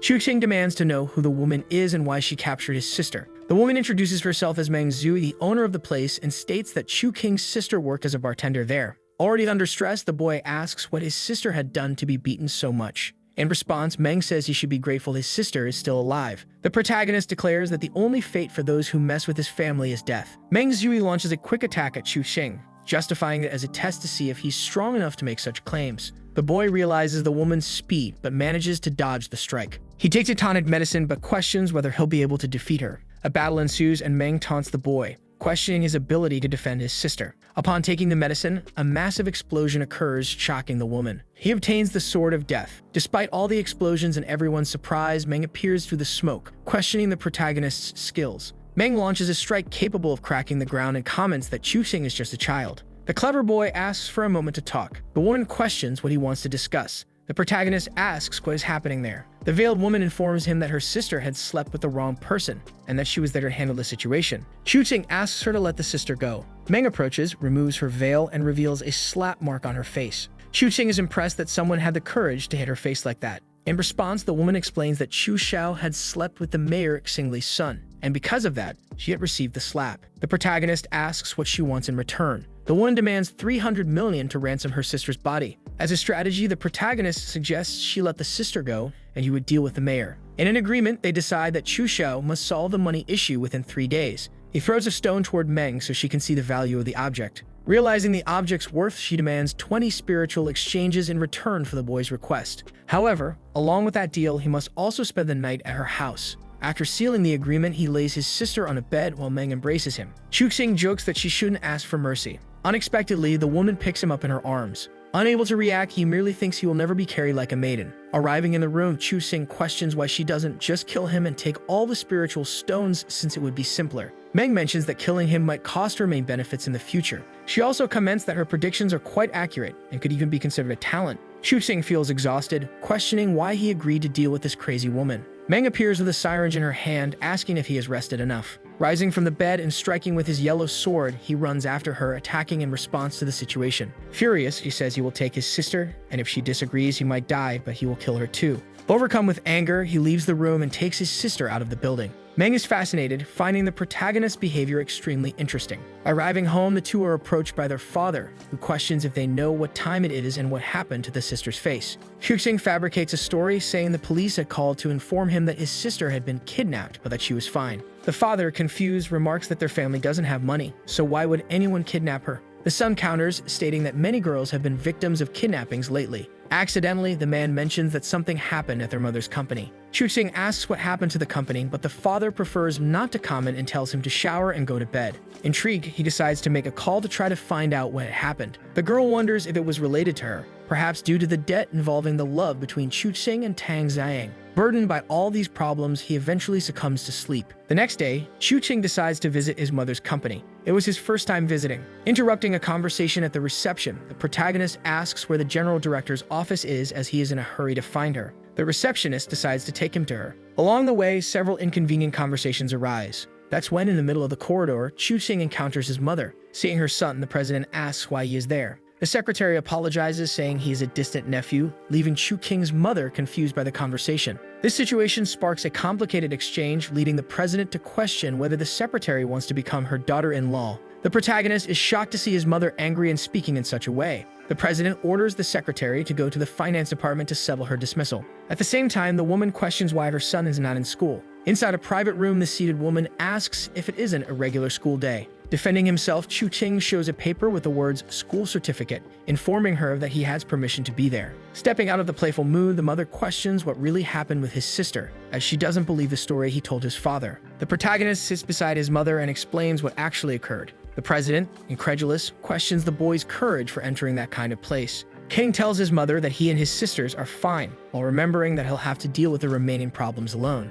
Using his power, he licks water from a glass, shows his mother what he can do, and returns the water to the same glass. With this gesture, the protagonist wanted to show his mother that he was strong enough to protect himself and his family. The president, concerned, comments that she thought Yi Chengxi had changed her son. She didn't know there were other reasons. Continuing the conversation, Xuxing asks what happened to his mother's company, to which she responds that it's none of his business. At that very moment, Yi Chengxi unexpectedly opens the door, calling the president her mother-in-law. The woman allows her in, and Xuxing is left wondering what the girl is doing there. She defends herself by saying she heard the mother-in-law's company was in trouble and came to see if she could help. Meanwhile, in his mind, Xuxing wonders how he could find a weapon capable of using the Wang Chu bullet. The girl comments that it would be very easy to find a weapon, and the protagonist then asks her for help. Trying to end the conversation, he mentions that he'll go check if Wah needs anything. Yi Chengxi realizes he's trying to dismiss her, and with a fierce move corners him, questioning why. She drags him into the women's restroom and says she's going to teach him a lesson to make him understand who she really is.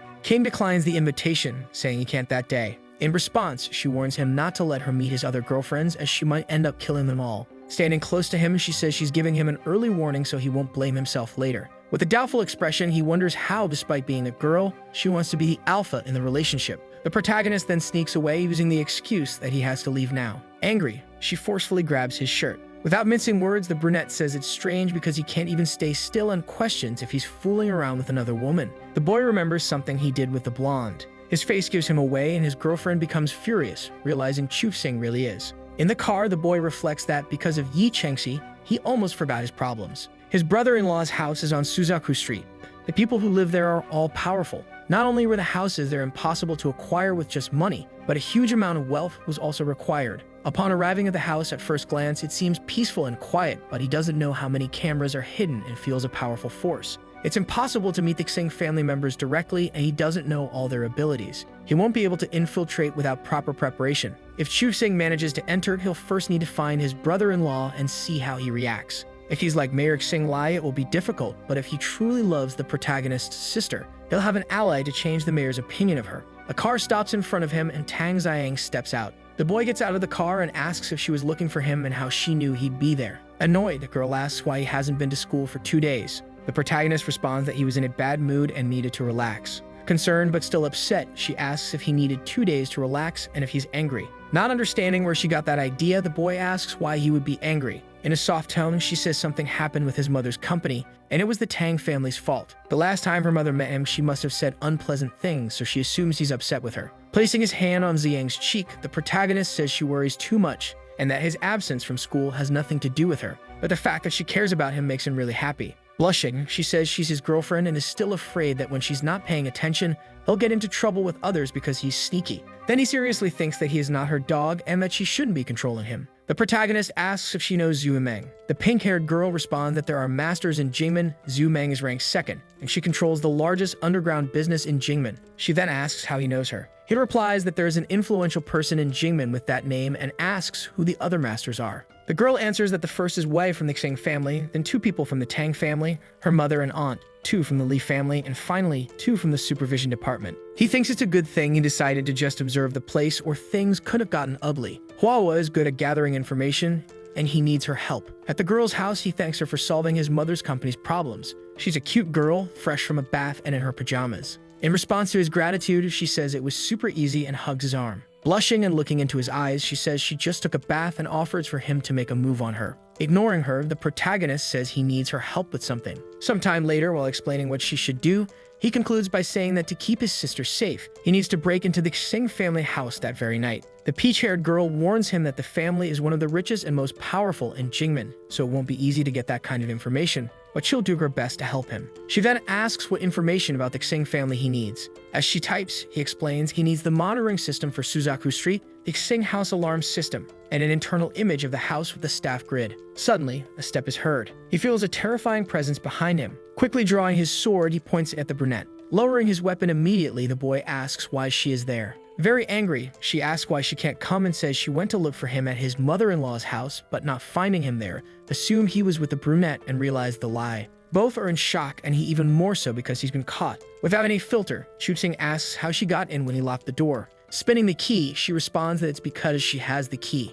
Irritated, he questions why she has the key. Embarrassed, the loli admits she gave her the key. He walks toward the brunette, snatches the key from her hand, and throws it in the trash. The boy tells her not to come anymore, claiming she only enjoys bullying honest people. Pointing at him, she says he only knows how to protect the shorty and ends by saying she wants to see what he'll do when he needs her. Then she leaves. He looks at the girl and says she doesn't need to obey her next time. If she keeps bothering her, she can tell him. The cute girl thanks him and asks if it wouldn't be better for him to go after Sister Yi since she seemed very angry. Shaking the girl slightly, he tells her to forget it and think more about herself, asking what else they can do. An explosion occurs at the door. It's the jealous girl, armed, breaking the door down. The protagonist becomes worried because now the crazy girl is after them with a weapon. He asks to talk calmly. Tired of his excuses, she pulls the trigger and the bullet flies toward them. The girl dodges and he runs after the maniac, quickly grabbing the gun. Extremely angry, the boy shouts, calling her an out-of-control lunatic, and asks if she really had the courage to shoot. She doesn't see any problem with shooting since they're in Jingmen. He yells, asking if she's happy trying to kill him with that gun. The response is absurd as she says she doesn't intend to kill him but to make a hole in his private parts to stop him from seducing other women. Laughing, the brunette asks if he likes the gun and if it met his request efficiently. He realizes it's the perfect weapon for the level 3 Wangshuan bullet he got from Gong Yu. Unfortunately, he has to thank her because it's exactly what he needed. The protagonist tells her to go home, but she says her car broke down and she'll have to sleep there that night. Seeing the brunette snuggle up to him, the jealous girl feels left out and sad. Immediately, the boy pushes her aside and tells her to watch TV in the living room because he and Hua have work to do. Irritated, she asks why she can't watch them work. The response is that it's almost exam season and the lowly will help him review his homework. She only agrees because she doesn't want to study math. In the room, the cute girl shows him where the cameras and alarms are, but warns that once he enters the Xing residence, she will help him handle those things. He thanks her. At that moment, the jealous one stands at the door and comments that it's too quiet, then barges in. Seeing the two at the computer, she awkwardly asks if they want a glass of water. He sees through her and tells her to leave. The girl keeps questioning what's going on between the two. She wants to return to check on them, but doesn't know what excuse to use. She looks at a delivery card to justify going back and tries opening the door, only to realize it's locked. Pushing it open, she sees they are still at the computer. Holding boxes, she says she ordered skewers for the two of them to eat. Angry, he simply picks her up and carries her out, giving her a smack on the butt. Completely embarrassed, the girl asks how he had the audacity to spank her. He responds that if it's not enough, he'll give her another. Now outside, the protagonist thinks she's messing with him because there's nothing wrong with her car. Most of the time, he just tosses her into the back seat. With a suspicious look, he says there's nothing wrong with her car, then bids her farewell. Desperate, he grabs him by the shirt. The girl then grabs him and throws him inside. Seeing her sitting on his lap, Chu explains that he doesn't have time to play with her since he has things to resolve. Interrupting him, Yi moves toward the protagonist and kisses him. Thinking that she has to use him up so there's nothing left for the short one, she remains persistent. Embarrassed, the hero gently pushes her away. He then states that he is genuinely busy. With a seductive look, a girl asks if he's sure. Reversing roles, the hero grabs her wrist. Looking down at her, he calls her cheeky. He then decides to kiss her, declaring he's going to finish her off. After being intimate, both begin to get dressed. Enchanted, the girl asks the protagonist if he enjoyed it or if he's angry with her. He replies that he's not angry, and even if he were, it wouldn't be with her. While wondering if she could ever act graciously, she ruffles his hair affectionately. He says she feels like they're drifting further apart and that the problem is he keeps fighting with other women but still gets angry. Swatting her hand away, the protagonist thinks he doesn't want to be treated like a puppy and that if anyone else did that, he would cut off their hand. Opening the car door, he says she should go home now and that they'll see each other later. Annoyed, he asks if he's leaving right now. However, the boy glances back and begins to hesitate. He wonders if he should head to Hua right after being with Yi, and although it feels a bit wrong, he still needs to resolve the problem with his sister. Suddenly, Yi approaches the protagonist and smacks him on the butt, leaving him in total shock. Laughing, she says it's her revenge for his earlier smack and that she enjoyed doing it. She then tells him he's not like other men and that if he were, he wouldn't have caught her attention since she likes men who play hard to get, adding that one day he'll be chasing after her. Chu realizes she resembles the popular girls from his world, and no matter how many flings she has, she will end up in trouble. Walking away, he wonders if that's a good thing, or if it's just wishful thinking. At that moment, he calls out to him. Smiling, she asks if he can't be a good boy. The boy responds by questioning if she could be a good girl and marry him. He answers that she has no problem with that, but asks if he's underage since it seems too early. The hero retorts by asking if what they just did in the car was childish, leaving her completely flustered. Straightforwardly, he asks what she wants as a wedding gift. With a love-struck expression, she says she wants the entire city of Jimin. Walking away, the hero replies that it might be possible, and that she just needs to make sure to be a good girl. Embarrassed, he comments that he says all that without even kissing her. Later that night at the Lee family house, Hua asks the guard if he can see the small building to the left, the one where Xing Li's son lives. She then explains that she has already hacked the cameras and security alarms. But the girl warns that he still needs to be careful regardless. Putting on the mask, the hero says not to worry as he has everything under control. Hiding, he thinks that it seems his sister and her future fiancé are on good terms. Therefore, he should go after him first. Waiting by the window, he ends up seeing something he didn't want to. Hiding again, he thinks that must be Miss Xing Yu, and judging by this situation, they are really enjoying themselves. At that moment, he concludes that Shou must be upstairs. However, he notices something strange. Quickly, he climbs one of the trees. An elderly woman carrying plates of food is exuding some kind of mysterious energy. She then starts staring at one of the trees. Nervously, the hero grabs his walkie-talkie. Turning back, the elderly woman mutters to herself that no one seems to be there and comments that she must be getting more useless as she ages. She then states that the young master is barely eating, and if this continues, he might end up fainting. Chu realizes that even while hiding his presence, the old woman detected him and concludes that she must definitely be Singmen's #1 master. Sometime later, the protagonist's future brother-in-law is lying on his bed. He's looking at a picture of his beloved on his phone. Spying on him, Chu realizes that the boy must be Xiao Tao, and judging by his expression, he's still in love with his sister. Quickly, he starts sneaking into the place. In front of a door, he uses his ability to open the handle.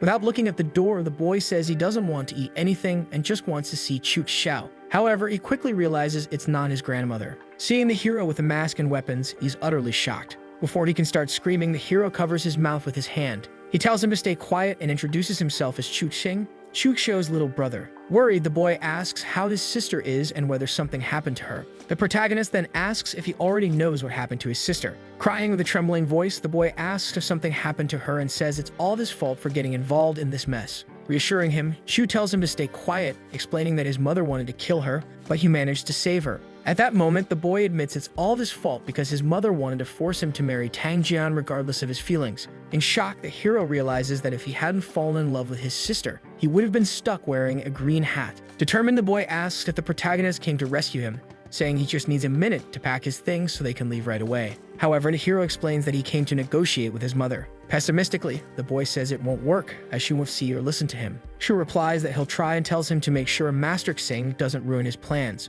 but the boy says that's impossible because he's trapped. The hero then suggests he fake his death or create some chaos to keep her busy for 30 minutes. Excited, the boy says that's fine, and as long as he can meet her, he's even willing to ask her to keep him company for a night. No problem at all. At that moment, the protagonist jumps out of the bedroom window. Looking to the side, he hears the sound of a shower. Shu begins to think and formulate a plan. The pink-haired woman starts stepping out of the bath but notices a strange presence. She finds herself face to face with a masked and armed hero. Surprisingly, the woman walks toward him with a seductive look while the hero questions what's wrong with his family. The woman, wrapped in a towel, moves toward the protagonist. She asks if he's some new guy sent to the family and questions the purpose of his mask. Getting close to him, she starts removing his mask, drawing nearer. Kissing him, she says she really likes it. However, after the kiss, the hero headbutts the woman. The headbutt is so strong that it leaves a red mark on her forehead and makes her fall to the floor. He then asks her if she still likes his mask. Sometime later, he's sitting atop a tree. Meanwhile, the elderly woman is serving coffee while the other woman reads a book. The maid calls her boss, Wei, informing her that the young master is attempting to escape. The woman comments that it's ridiculous and wonders if he still doesn't understand. Meanwhile, the elderly woman tells her not to get upset, as the young master is still immature, and she will go see him herself. At that moment, both the maid and the elder woman head toward the boy's room. Smiling, the hero realizes this is the perfect opportunity to make his move. He starts knocking on the door. Surprised, the woman asks who's there. With a weapon in hand and wearing a mask, the hero opens the door. Showing no trace of fear, the woman tells him to leave immediately, and that she'll pretend she never saw or heard anything. However, the protagonist ignores her and continues approaching. Sitting in the armchair, he says that since he's already here, how can he leave so abruptly? The woman asks if he just saw Xiao Tao, commenting that it's no surprise the boy is causing such a ruckus. She then questions if the boy came because of Chu Xiao. Chu replies that he's here to ask for her blessing for his son to marry Chu Xiao and asks what she thinks about the idea. The woman remarks that the girl's family background is trivial and asks who he is, also questioning why he wants the two to be together.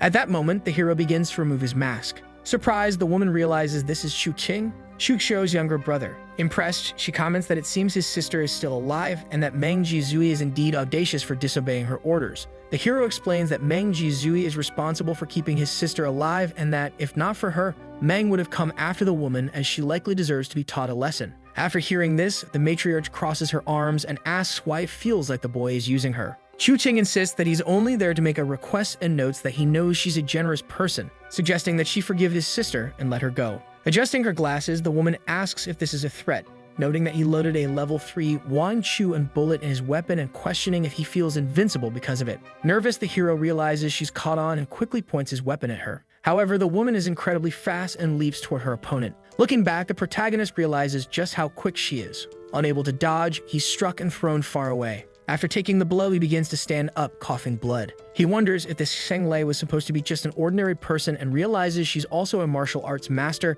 capable of easily defeating the so-called 10 great masters. Exuding a significant amount of energy, the woman questions whether he seriously believes he can protect his sister with that weapon. Shu admits that he was arrogant, but comments that winning or losing at this moment is simply pointless. Curious, the woman asks if he has another trick up his sleeve and suggests he show it now, but she admits she hasn't seen anyone as remarkable as him in years. Examining the bullet in his weapon, she asks if it's the special Wang Chu bullet of the Gong family. Changing her expression entirely, she asks if he's a member of that family. The hero replies that he isn't, but he does have a marriage contract with them. Suspicious, the woman asks if he has proof. Standing up, Chu recalls that she had said she would agree to Xiao Tao and Chu Xiu's marriage if their family were as influential as the Tang family. Smoothing hands over something, saying it's worth taking a look at. Relieved, Chu thinks that thankfully, Gong Wei repaired the marriage contract and returned it to him. At that moment, the woman unrolls the contract to examine it. Mai is completely astonished. In shock, she asks if he is the grandson of Madame Chu.